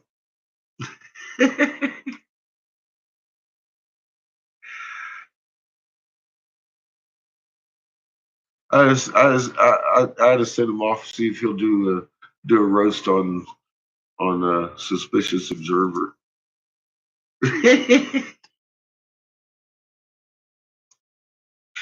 Like, Jimmy, I love you shit, man. You need to roast this motherfucker here. Yeah, oh, he's funny. He's funny as shit, Cat. You guys been keeping him under your coats over there, huh? So stupid Americans, we're too dumb to appreciate his kind of comedy.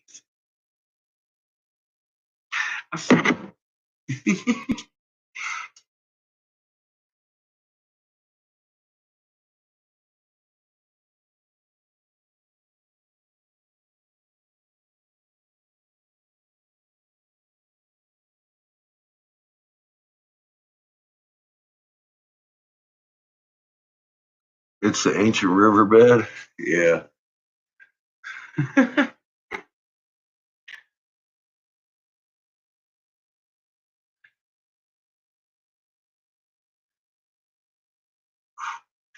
No, there's definitely some water had used to go through here, but yeah, that ain't what I'm looking at.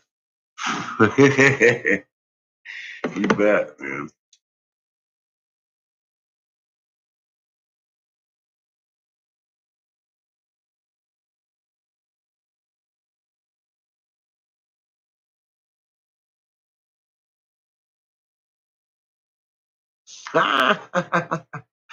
Nice, Catherine.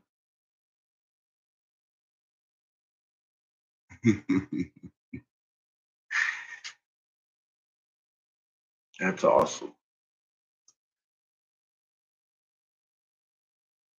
It's always nice when you get a fresh new life in the house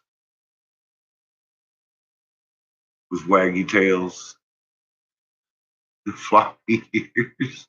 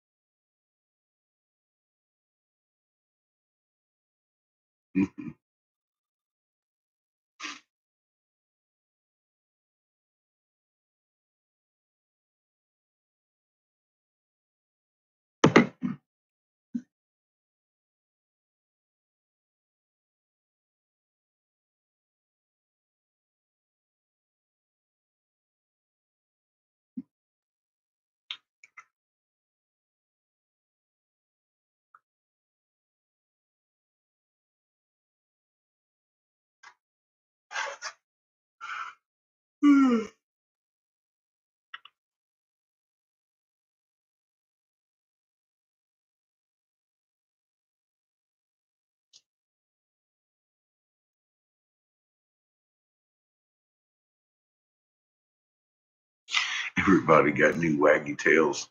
I got Patches up there hogging my bed, cutting big old dog farts all over the place.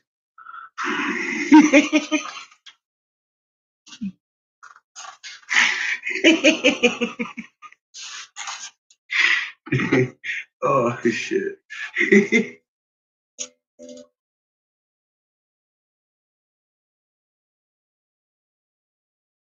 Mm, mm. Oh, at least she's comfortable, huh?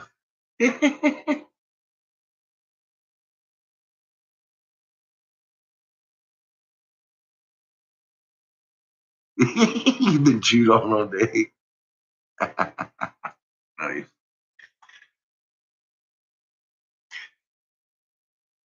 That's a funny thing about old Chico. He still likes to act like a puppy. So does Patches, though.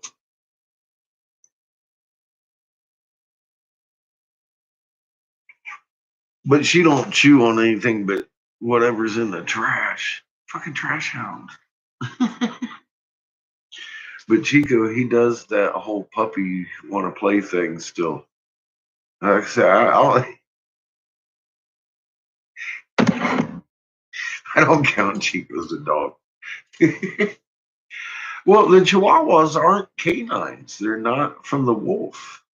They're bred from foxes. So they're not really dogs. Kind of foxes. They're cute as fuck. Got little buggy eyes. Yeah, I know. He is. He's a little rat that barks. He's so fucking cute.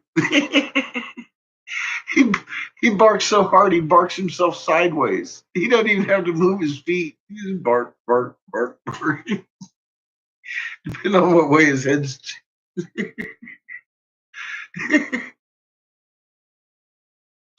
And most of the time he has no idea why he's barking. He's excited that everybody else around him is excited. Oh man.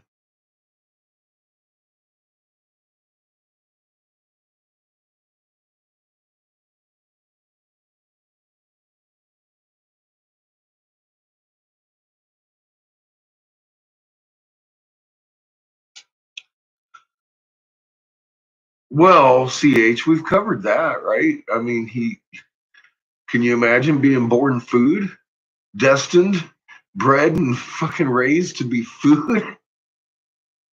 Be scared of your own shadow too, buddy.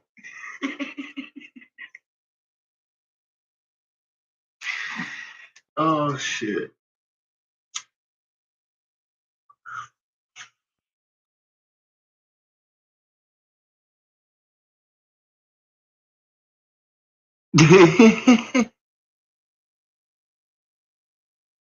They make great taco. I bet they probably do. Man. You know, I hear the Aztecs preferred them, not as pets. Oh my God.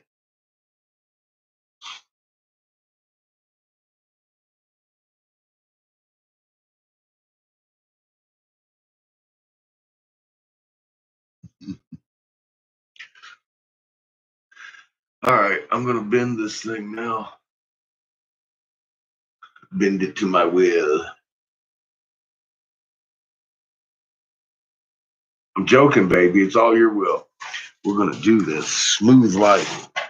Gotta make it her idea.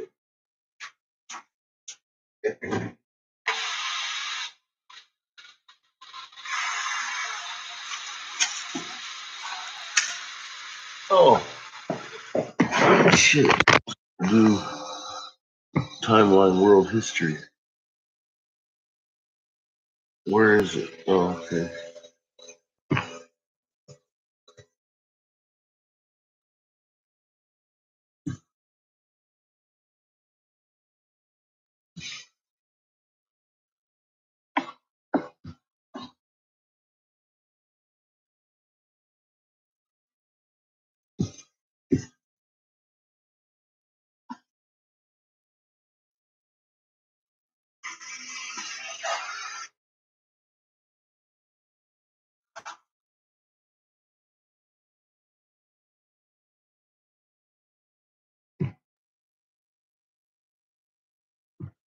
Mesolithic is quite interesting because Britain wasn't even an island at this time. It was still connected.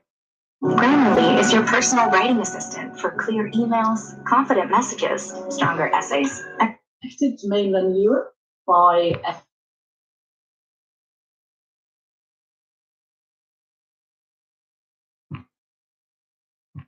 weather that affected nearby Texas. I say nearby in the US, that's probably like 1,000 miles away, but it's pretty nearby.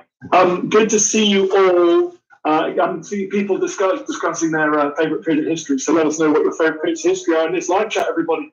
Today we are joined by Dr. Selina Brace. She's from the National Natural History Museum in London, and we're going to discuss early humans and the first Britons. We are going all the way back to the beginning, arguably before history. In fact, we're going to prehistory. Remember, you can check out more of this content on History Hit TV because Selina has just made a documentary of History Hit TV, which we'll be showing you clips of. Head over there to historyhit.tv. You can get 3 months at 80% off if you just use the code timeline at checkout. Selina, thank you very much for joining us. Good afternoon, Dan. Thanks very much for having me. Well, it's you. I must say, I do a lot of documentaries on History Hit TV. I think they're pretty good. And your documentary on History Hit TV has just gone to #1 documentary of all time. You've overtaken all of my documentaries for number of views. So congratulations for that. I'm really happy for you, Selina. Oh, that's awesome. Thank you very much. It was an absolute pleasure to do, I have to say. We had a lot of fun making it. So I'm really glad everyone's enjoying it. Evelyn, good to see you with Evans. Oh, Laura, thank you for your donation. That's very kind of you. Hey, Rogie in Texas. Hope your power is back on and you and your family are doing well. Now today we are. Let's take a look at this documentary that I've been talking about. That's now available on History TV. Let's take a little look at the trailer.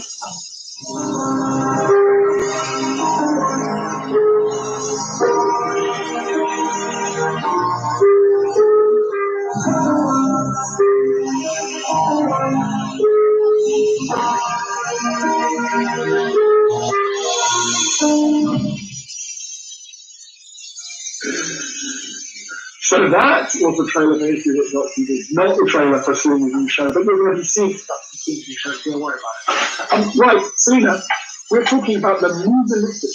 The Mesolithic. What is the Mesolithic? Okay, so the Mesolithic period in Britain is a period in time from between 12 and 6,000 years ago. It's a period that marks the end of the ice ages in Britain. So it's a time when climate is warming, the landscape is changing from what would have been a treeless tundra to having shrubs and grasses, and that were expanding into like pine and alder forests. For most of the Mesolithic, it's quite interesting because Britain wasn't even an island at this time. It was still connected to mainland Europe by a very wide land bridge called Doggerland. This land bridge remained until about 8,000 years ago, when there were these massive underwater landslips just off the coast of Norway that triggered these enormous tsunamis that swept across the North Sea, hitting what was now the east coast of Britain and flooding the entire area. I think, and some recent studies have even shown that the tsunami probably reached even 25 miles inland.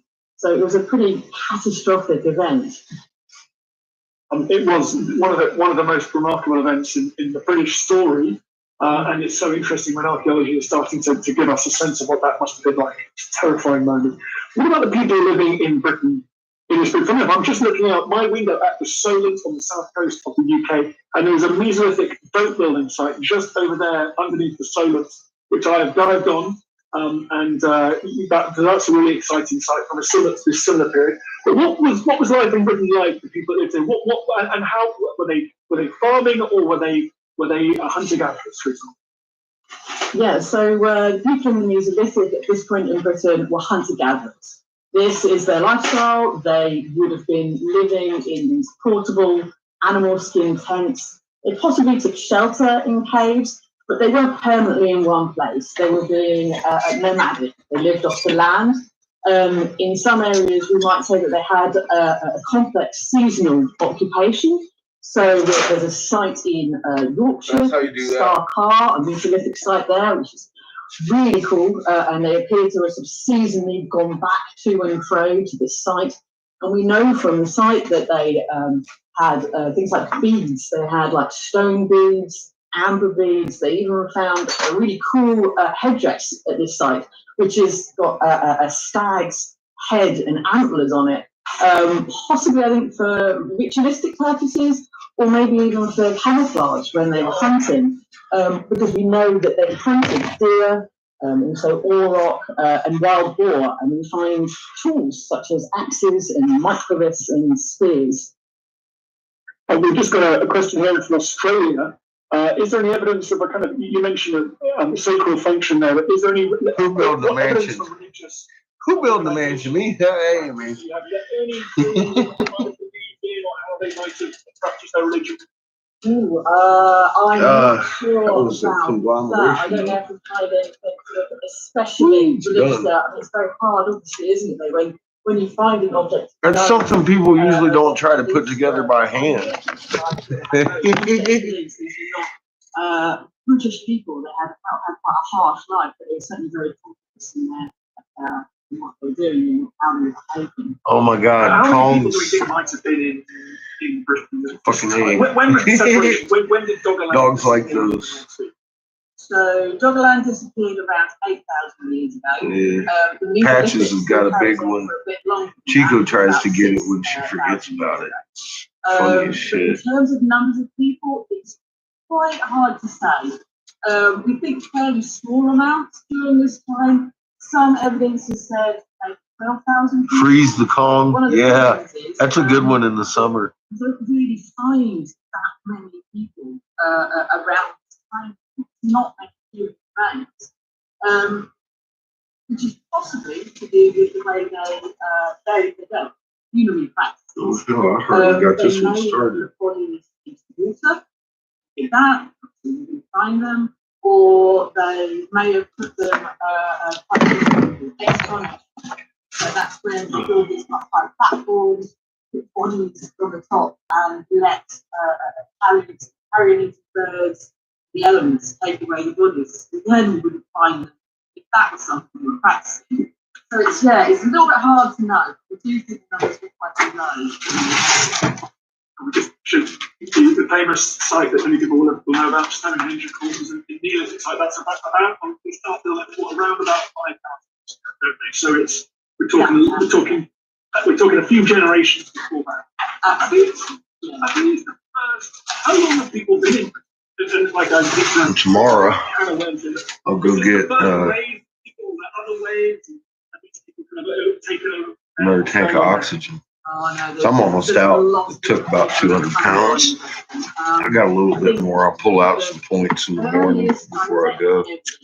We have for modern means, so memory sackings, in Britain takes about. Okay, afternoon. Probably ain't getting up till about 10 tomorrow.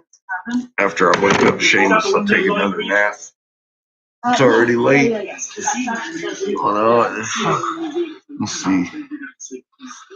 I still got time to get in my 4 hours. Yeah, so there's all these different. Still got enough time to get in a full night. And that's about 3,000 years ago. But none of these people stay.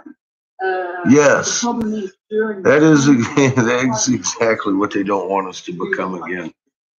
It's a time of glaciers, time when all my life I had wanted to read Bible canon because I'd read the Bible and the fucking Quran, and I'd read several different versions of the Bible, and I just I couldn't make sense of it.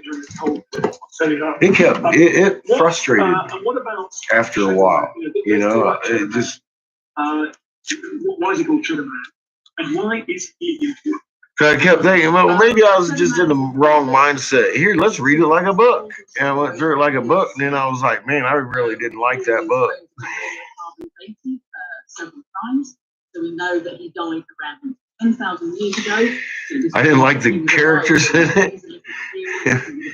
None of them pertaining to my fucking life. And I gave up on the bullshit. And then I got online, and I was in Hubble data and kind of got bored with that. And I was like, well, you know, let's see if they got Bible canon over here. I'm afraid Cheddar Man's a little bit older even than you. Oh boy, they do. Let's watch it. Now we can watch a new section of this film that's available on historyhit.tv. Right now, let's check out the discovery of Cheddar Man. Things started making sense, and then Rod came along, and everything started making sense. It's like I said, it's been a fucking crazy couple years finding all this information out and shit. It's just fucking blowing my mind. I know some people it didn't blow their mind as much as mine, but I don't care. Mine will blow the fuck off of my shoulders for at least 8 months. The last couple of years, man. Fucking twisted. Every bit of my reality was checked. A century ago, it was once thought to be the oldest Englishman who ever lived. We'll speak to the woman who drilled. Well, that's what I said. Yeah, they got Bible canon. It's all over the fucking place, TK. And find out what her had seen. I had never been online. And then when I started looking, I was like, oh my God, that's Bible canon. And then I you know, with everything else, I got to double check myself. I'm like, and then I ended up there at the same path or different path, and I'm all like, this is Bible canon? This is what they're fucking talking about? Yeah, that's right. Who fucking did this?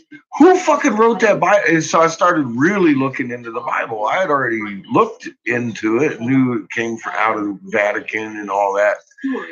But I mean, I really started looking into it. And I was like, oh my God, they wrote the Quran too? God. And it all really started just, like I said, falling into place. All you gotta do is look. There's little breadcrumbs everywhere that lead to these piles of fucking excrement. And it's like, oh my God. And these caves, however, were I made a few videos,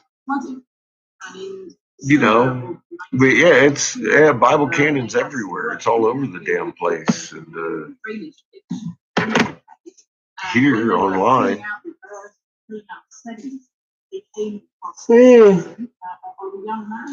I was never able to locate any in the library. Just read about it and shit, you know. Just read about it, but I couldn't read it. We got Greg from Texas watching you for the first time. Hope you enjoyed this, Greg, and I hope your heating power is back on and you guys are thriving. Yes, Kat, I've made quite a few videos about that. Anunnaki lies exposed. Your religions, fucking red blue divisions. I made several videos about that subject. People were already suggesting this could be the name of the oldest Englishmen. Showcases it turned out were actually pretty competitive business. and the owners at the time were like really quite media savvy, and they sent the news out far and wide that this was. Yeah, well, I don't want anybody over here that doesn't understand what we're talking about over here talking, because I mean, that's what that channel's for over there. Damn straight. This is my work. You wouldn't want a fucktard hanging out at your work, would you? This is where I work.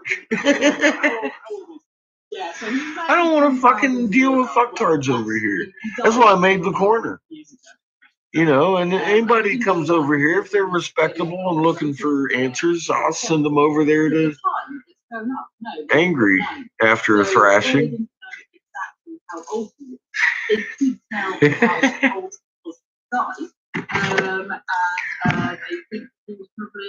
Sometimes I don't think, oh, I should change to my other account, and I find myself on Suspicious Observer on this account, and then I see cat people over here talking to me. I'm like, oh, fuck. Oops.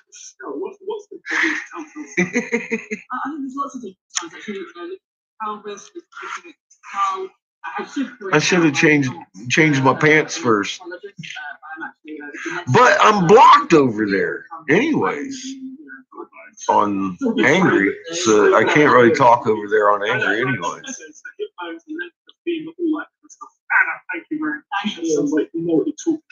I think it might be blocked over there in the corner now too, because I went over there on Angry. I didn't see my comments, and I was like, I think I got blocked. You do find evidence that people are living older than that. It's okay. The cat lady found me.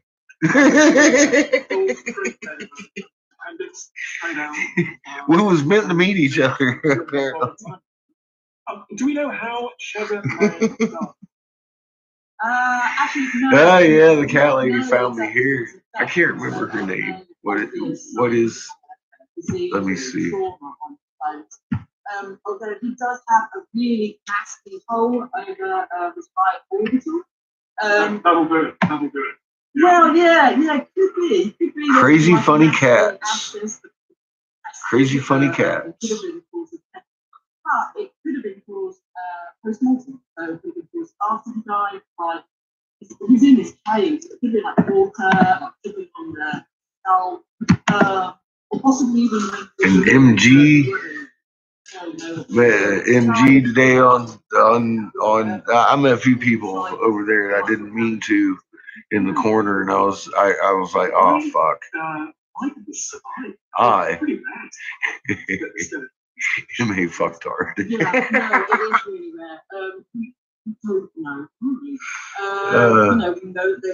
No, I'm blocked on Suspicious Observer. Suspicious Observer has my Angry Catfish blocked. He don't want me over there talking about the moon.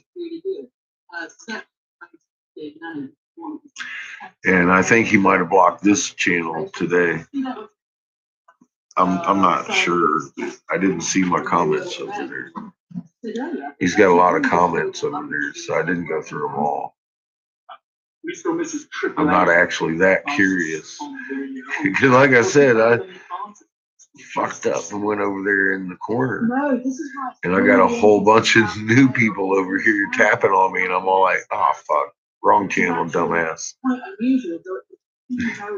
was like, where'd this person come from? And I was like, I put it together. I didn't even remember that I was on this channel when I was talking. I just went over there and did it. I went off on Ben. Oops. And then next thing I know, I'm looking at my notifications and I'm all like, what the hell's going on here? And I opened them and it was people I didn't know. Yeah, I know. No one else. And I was like, oh shit, I'll bet you I met him on fucking Suspicious Observer. Dumbass. Fucking stupid.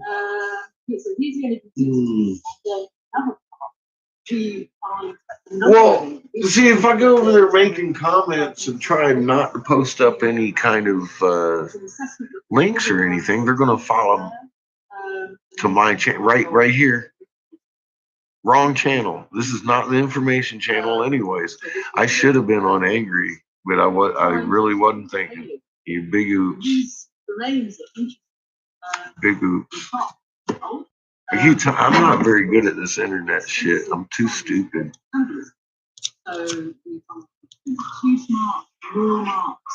Actually, I think on pretty much. I'm not used to changing my clothes just to go somewhere. You know what I mean?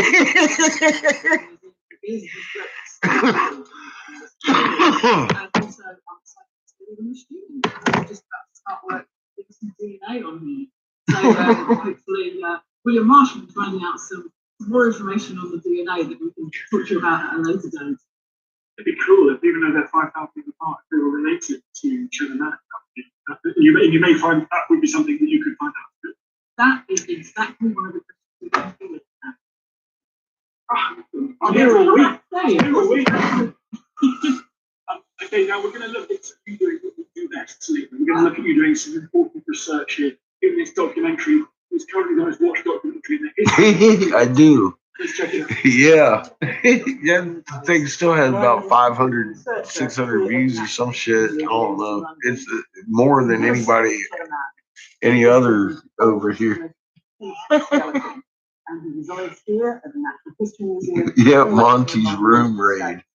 That's funny. He's a pretty iconic character. He was found in Sunset. The fucking chat just went poof. I was like, the fuck just happened here? There was hearts everywhere. That was funny shit. But yeah, a few hundred people just rolled through here throwing hearts at us. That was awesome. I'll bet it was. I was a little bit surprised. What do you say to that? I'm like, wow. Would you look at there? I think we have visitors. You know what? I was just saying. Oh shit. I think I got something in my eye. Matter of fact, I know I got something in my eye. I don't know what. I agree with that. Special object. So before you really went probably an eyelash on this skeleton, what was the state of knowledge about shedding? So before we started looking at DNA, most of what we knew about him did have. Oh my god! So from that, you know, how tall he was. This is not the documentary I thought it was going to be. As I say, this is just two really boring people sitting talking about some shit. I already knew about fucking Doggerland and all that, and the documentary I watched on it was fucking way more interesting than paint drying. But this is about on. So there was actually some debate about whether or not it actually planned for that. I'm not so sure that I feel comfortable with that lady talking about pelvises.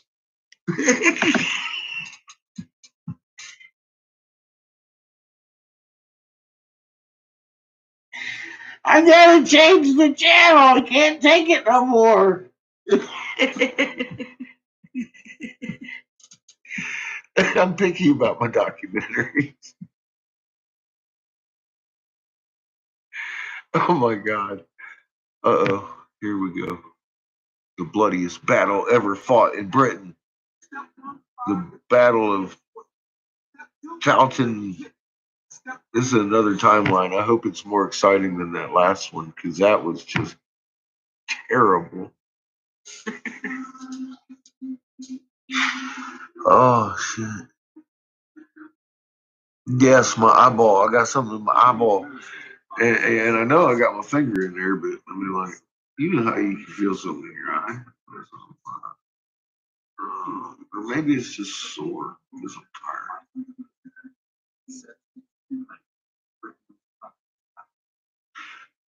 Oh, see, they got music in this one. It's not going to be as boring.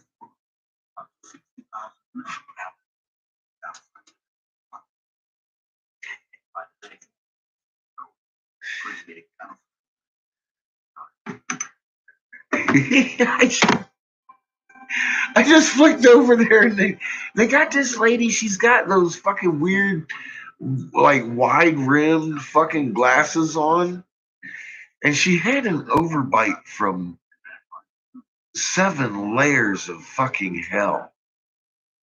And she's sitting there, she's talking about, and he had a pelvis, and she looks way too excited talking about homeboy's pelvis.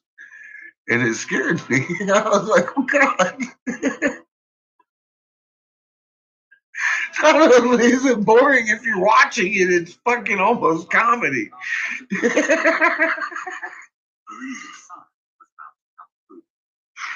Well, you know why she was a scientist. She looked like a very lonely scientist.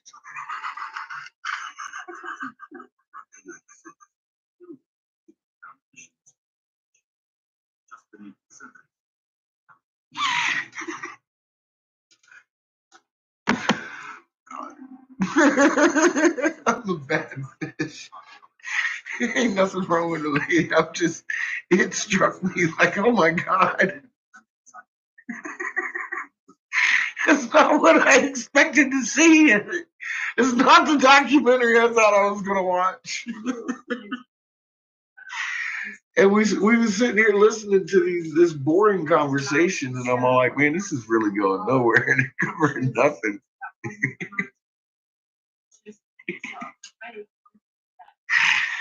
Oh God.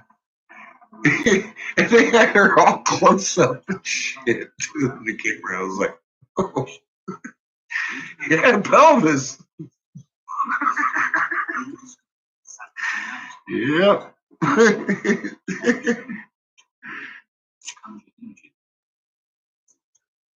It was like he had a pelvis and she had a pelvis and everybody had a fucking pelvis. It was exciting. I was like,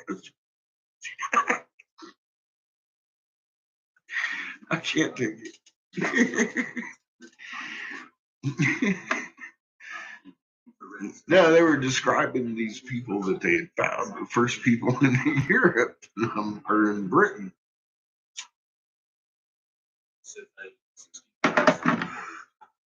First off, they probably wasn't the first people in Britain. They just, so far, that they know of. Oh, shit.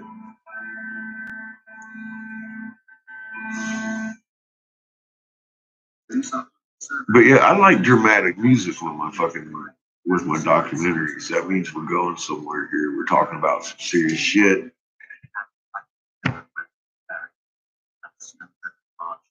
Oh my God. See, we got snow-driven March days. This is the bloodiest battle in Britain. Oh.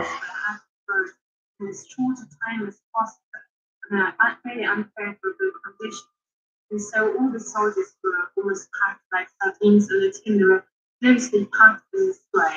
Little spaces were used by putting people in where they could. And there was a very, very tight layering. As the skeletons were unearthed, the work began.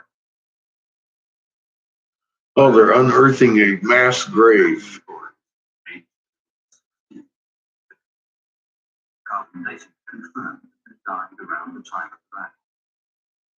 In the script, the cause of death evident in a massive. At first, we couldn't quite believe the extent of the injuries some of these people had suffered. One of the individuals had up to 13 scalar injuries, and it seemed almost that unhuman or unnatural for anybody to be hacked to death in such a way. 13 skull injuries. That's a lot of fucking nugget hits. Who were the men in the town of Great? How exactly have they come to die there? Yeah, and how are they dead if all of them had head wounds? That doesn't sound like a battle to me. I mean, what are you doing? Trying to take a headshot? Everybody taking headshots? the white and red roses representing the rival dynasties of York and Lancaster. It wasn't the simple fight we imagined between Yorkshire and Lancashire. The war split England between Nobody North had and their South. balls bashed in The it. Red Rose Lancastrians were mostly men of the north. It was all headshots. The White Rose Yorkists. That sounds support weird mostly already. in Southern England and To Wales. me, suspect. But as in any civil war, Sounds highly there were no suspect. clean battle lines. The country was torn into a ragged patchwork of conflicting loyalties.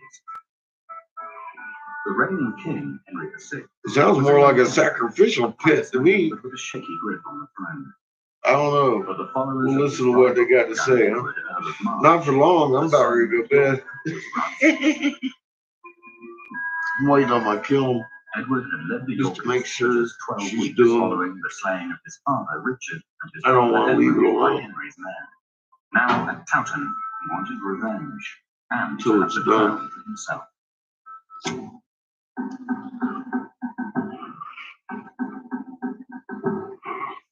Did a touch of cat. Young 18-year-old Edward, his father, 17-year-old. Is he going to arrive at the Battle of Towton 3 months later, full of the milk of human kindness? It's starting to feel like an allergy. He's out for his vengeance. He wants the murderers of his family.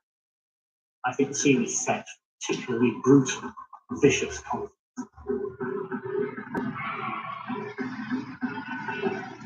In the turmoil of civil war, formal records disappear. Evidence for the ferocity of the fighting at Towton relies on chronicles and folk memory.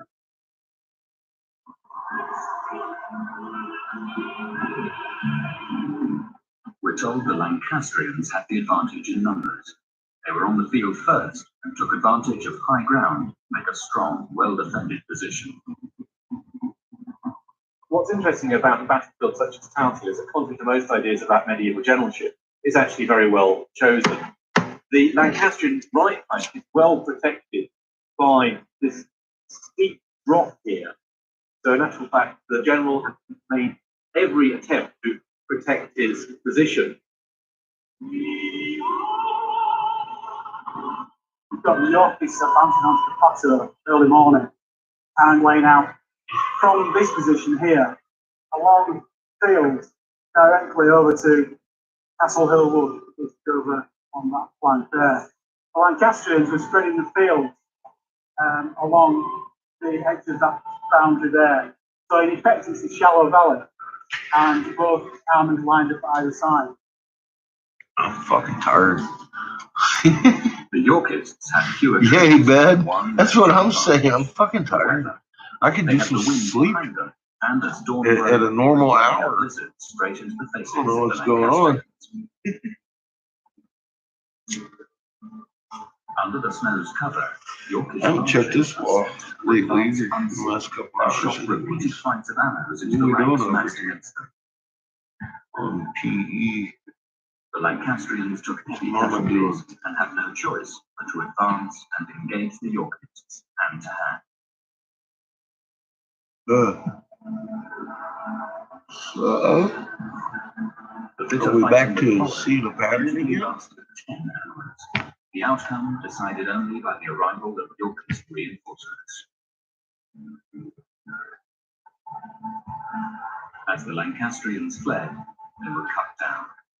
The blood of the 28,000 killed in the battle is said to have made the river run red for days.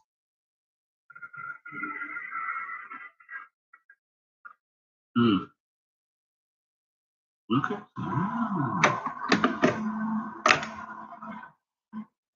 So much for the Towton story. Got this What wall? facts could the grave pit offer the archaeologists?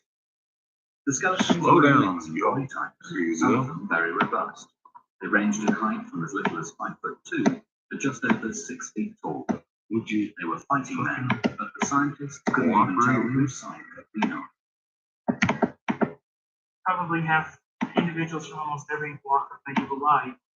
I can say that because of their animal stature. That suggests Interesting. be drawn from a whole host of lives. Some individuals bearing previous injuries, aspects of a very strenuous lifestyle, and others different from the other medieval population.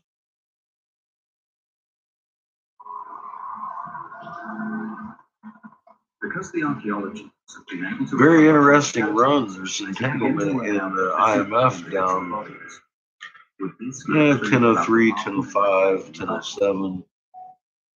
In this case, it On the was bottom, very important that we had, the very bottom. complete And of course, right there in the images, middle, because it gave us a fuller going on. picture And of then what in the this back, person that went the through. first Because signature we you have get, a full stamp in each case, or almost little each spermy case, looking you could thing. work out that some of them were very strongly developed and they might have had dietary deficiencies. But we had quite a lot of things with the left arm being further developed than the right arm, and that might indicate that they were practicing archery. If the skeletons in the Towton grave include archers, it's significant. On any medieval battlefield, only 10% were knights in armour. The rest were foot soldiers, mostly conscripts.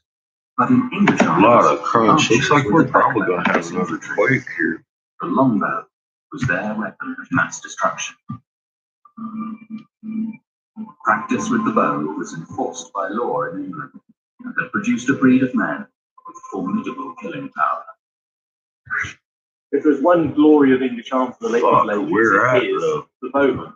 It first used large numbers of archers in the late 13th century, and of course by the time of the 3rd in the mid 14th century, these archers were going up. Everywhere's already had If you were doubles. campaigning in France, great victories like Agincourt would make an archer a rich man.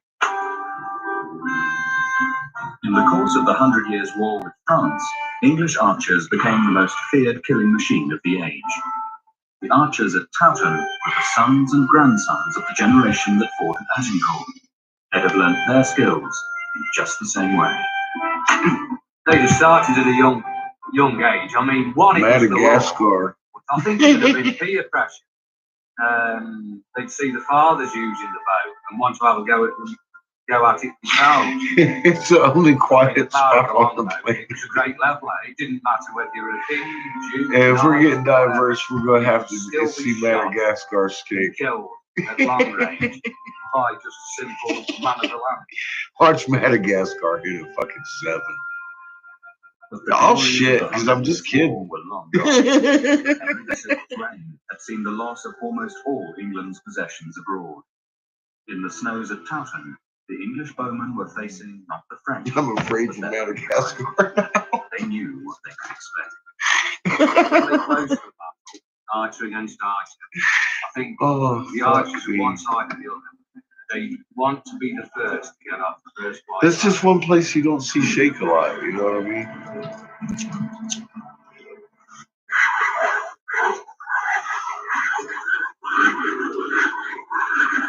Isn't that Hakuna Matata? No, that's the Lion King. What is in Madagascar? The fucking monkey, lemur. The fucking lemurs. And I used to watch them with my kid. 10,000 people killed in the table. And the penguins. Oh my God. Then it has been an out-and-out archery battle. The crap That was some fucking stupid shit. That was the same thing. That was just number 2. That's what it was. Comes from unusual bone development in some of the skeletons. See, I know kids' movies. The question for the Bradford team was whether this could have been caught. Oh my God. Hey, Polyana, how you doing? Are these guys archers? Just talking about Madagascars. Say that hand on heart. It seems to me that pulling a very powerful bow repeatedly from a young age, perhaps one that was meant for an adult, would cause those bones to respond. Yeah, it's a big island. Few states big, at least. It's a big island. The Towton bones with those of a present-day bowman. It's like its own country. The profile of a medieval archer. I do too. I love the fucking big using the longbow for much of his life. Ever since childhood, I've been interested in the bow and arrow. I was trying to think, what the fuck?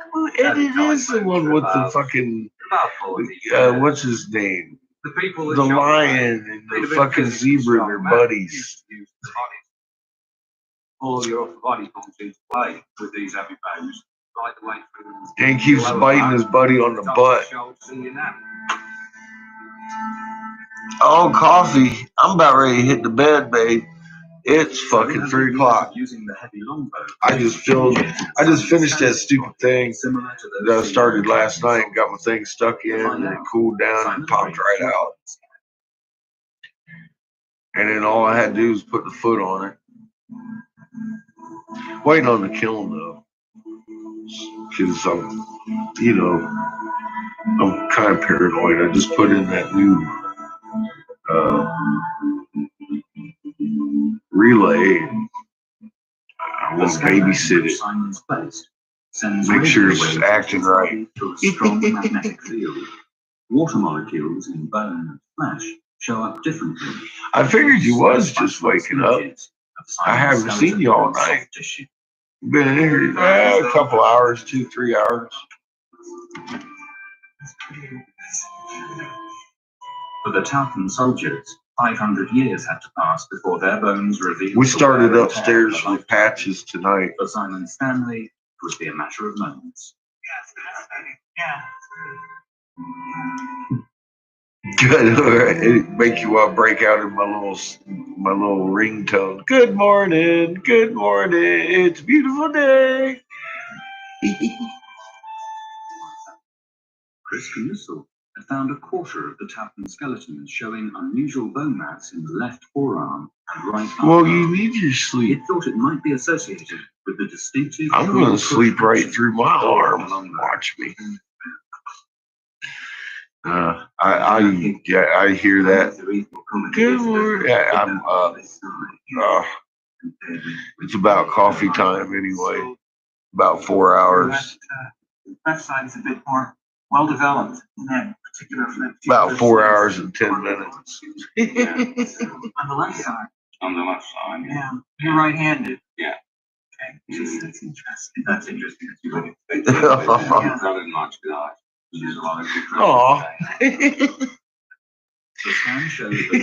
I would drive me crazy because I love that thing. It doesn't prove that the Talcon dead were archers. I take it's we're getting left from your elbow down too far. I take it through that house singing. Because Seamus is upstairs. So I open his door and I'm singing it to him up the steps and shit. You would hate. Every morning I'd fucking drive you nuts. Was one who stood out. You didn't go. See, it's 3 o'clock. You're lightweight. He lay in the grave. You didn't go to bed till I was going to get up and go do this earlier, but Seamus is grounded from electronics, so he's more interactive, and we're, wrestling more. Fucking find fucking Patches and Chico. He just looks like Just I got tied up doing important stuff. Fuck it, man. All I had to do was and put on a foot on this stupid thing, and so I waited until he went to bed.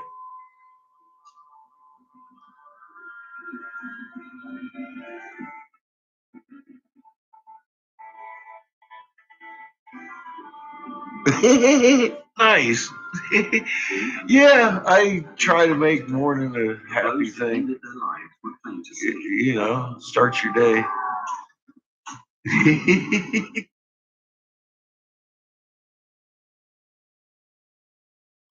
Archaeologists, the skeletons of the Talcon dead, and a further revelation still. That's awesome. Your dad goes singing to you in the morning too. That's good shit. Showed other, older scars, massive wounds from battles long before.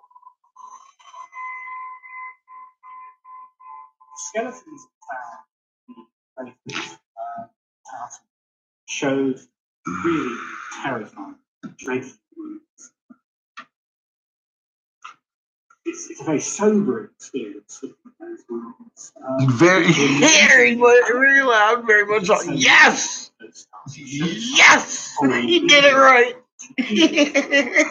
So that's fucking awesome. I'm telling you. Yeah. Okay, so you know exactly what's going on in my house every morning. But it's to the ringtone that you hate.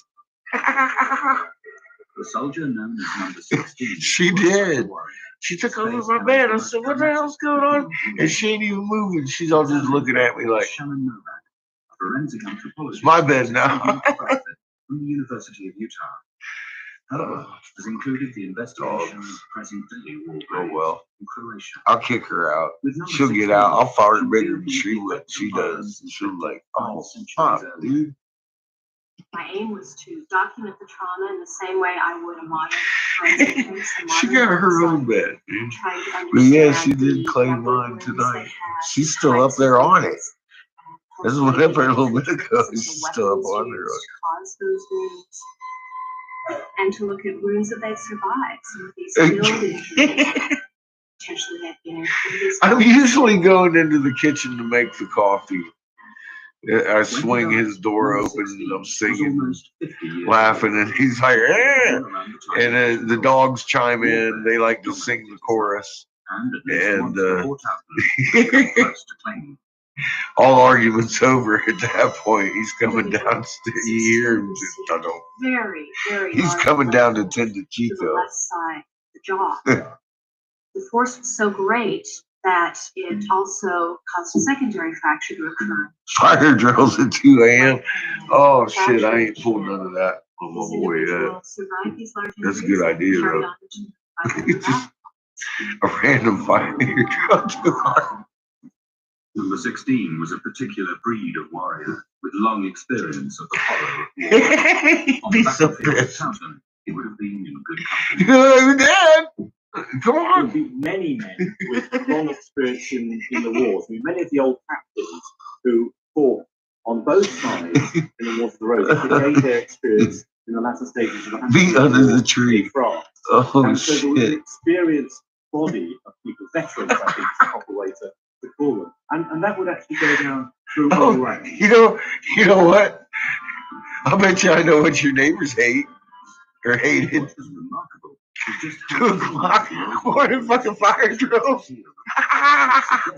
The battlefield surgery of the time was far more effective than had been previously thought. I think most of us would be surprised by the infection of these individuals and in relation to wounds that occurred in some kind of conflict. You would expect some bacteria to be passed on, especially in a large battle. If you're using a blade on numerous individuals, it just seems like my neighbors would probably think something's wrong with me. Shaving some patches and Chico out under the tree. The skill of the surgeon at 2 o'clock in the morning. 16 puts medical techniques of the time in the new light. Well, actually, that's not actually such an odd thing because I do walk the dogs often after I'm done down here. Taken with only seriously, but putting a man's jaw Come to think of it. was one textbook operation, which clearly worked. There are quite detailed instructions on how to Yay! To the jaw. That's always a bonus. The stage was to put wax on the place where the Get bone the was cut. puppy going on the potty pads or the newspaper, whatever, as long as it ain't your shoe. A piece of shoe leather, the length of the jaw, and then this is very carefully bandaged onto the head and sewn onto a skull cap. The skull of number 16 is certainly a very interesting one. It's fascinating to see that some of the instructions in medical textbooks clearly must have been put into practice.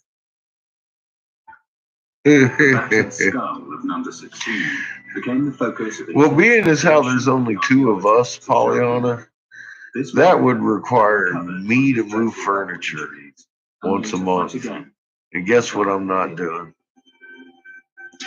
Now, will I tell my son that he got to do? Began to stand for all Okay. still unknown about All right. Well, to be fair, yes, I have my son move the furniture and clean under it because he'll not want to.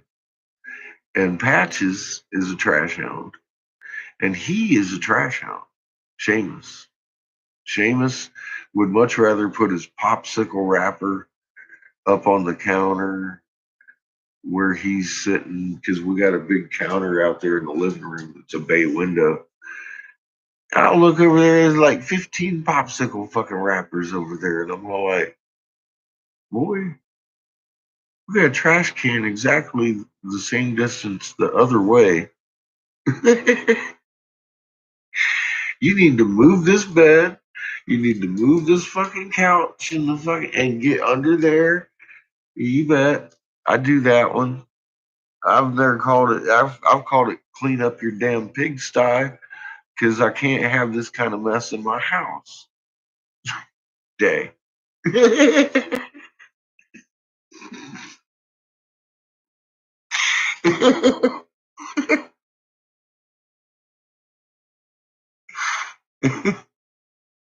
You had four sisters to help you. Oh my god. You better watch me, Catherine. I might piss in your shoe.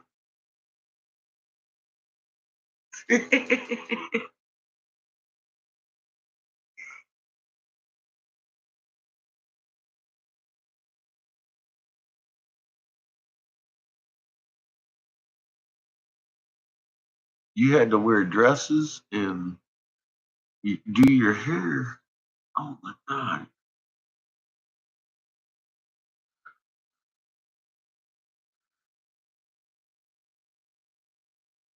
I would have died as a child if I had to come to dinner every night with a tie on.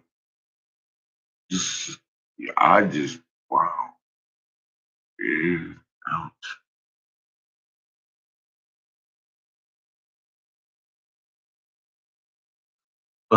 On the pad.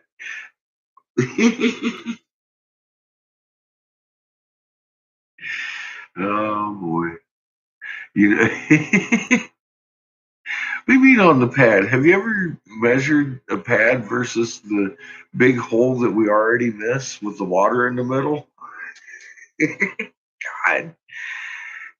I don't know when that stops. I don't know how much I contribute to it because I don't think I do. But man, there is always like, and I'll be like, boy, were you doing some long shot shit or what the fuck is going on in here? I got my foot wet.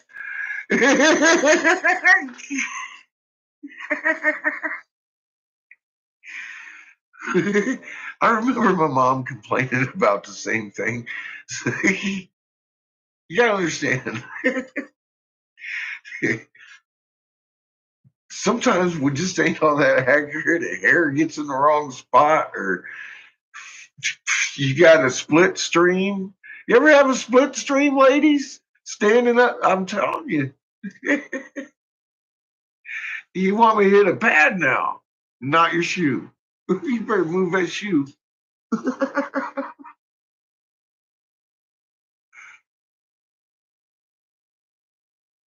He was muddy in pigtails at dinner.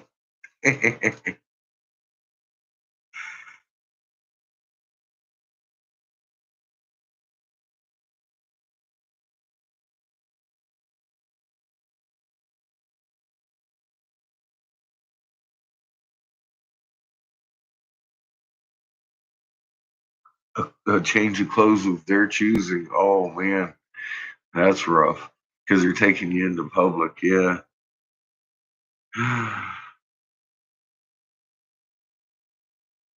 Yeah, I've been in those shoes, but it didn't involve dresses or ties or getting dressed up too much. Well, way more than I do as an adult.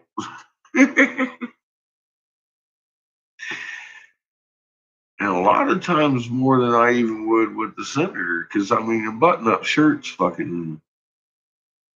I mean, what am I gonna do? Wear a fucking suit? And who am I trying to impress? I was never trying to impress him with my, or anybody with my outward. I was. I was pissed. I was trying to change the system. That's what.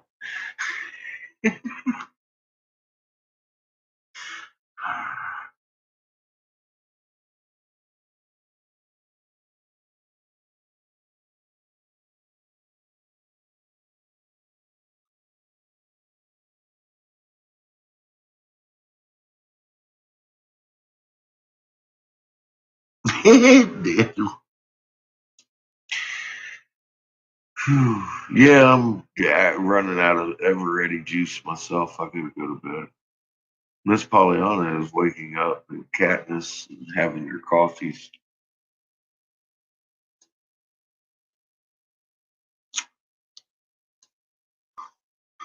I don't even need to finish this bowl. This one will last me through lunch. Look at these eyes, especially this one. It's halfway closed because I got something in it.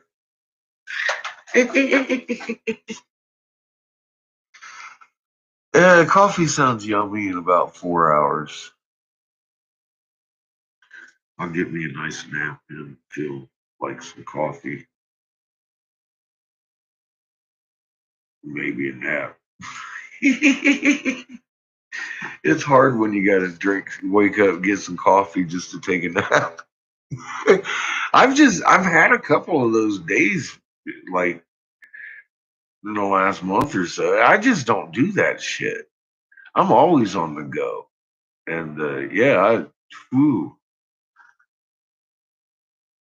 The other day was what day like that? I slept almost the whole day, but I was up all night.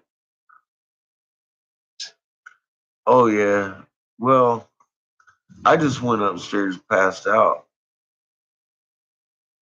I'm going to the watering hole and washing off my stink before I hit the bed tonight.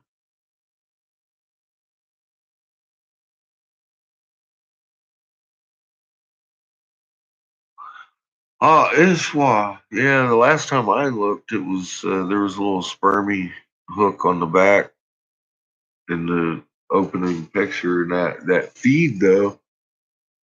Got 10. I think you're like what was it, 10:05, 10:07 or something? There's another hook down below on the very bottom of the fucking map. IMF line, it was reaching up in where the IMF lines hang, but they're balled up down there. And I was like, oh wow, on our side over here. I don't know. Just give you something interesting to look at because that's not something that shows up every day. So, all right, folks, I am off to shower and have an argument with a pillow. I'm gonna hug it until I wake up. Y'all have a good evening, a good morning, and a good night, wherever you are in the world.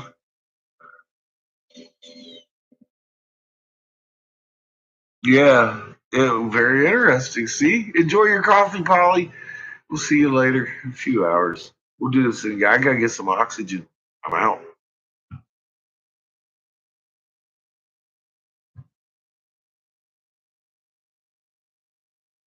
I ain't gonna tell too much.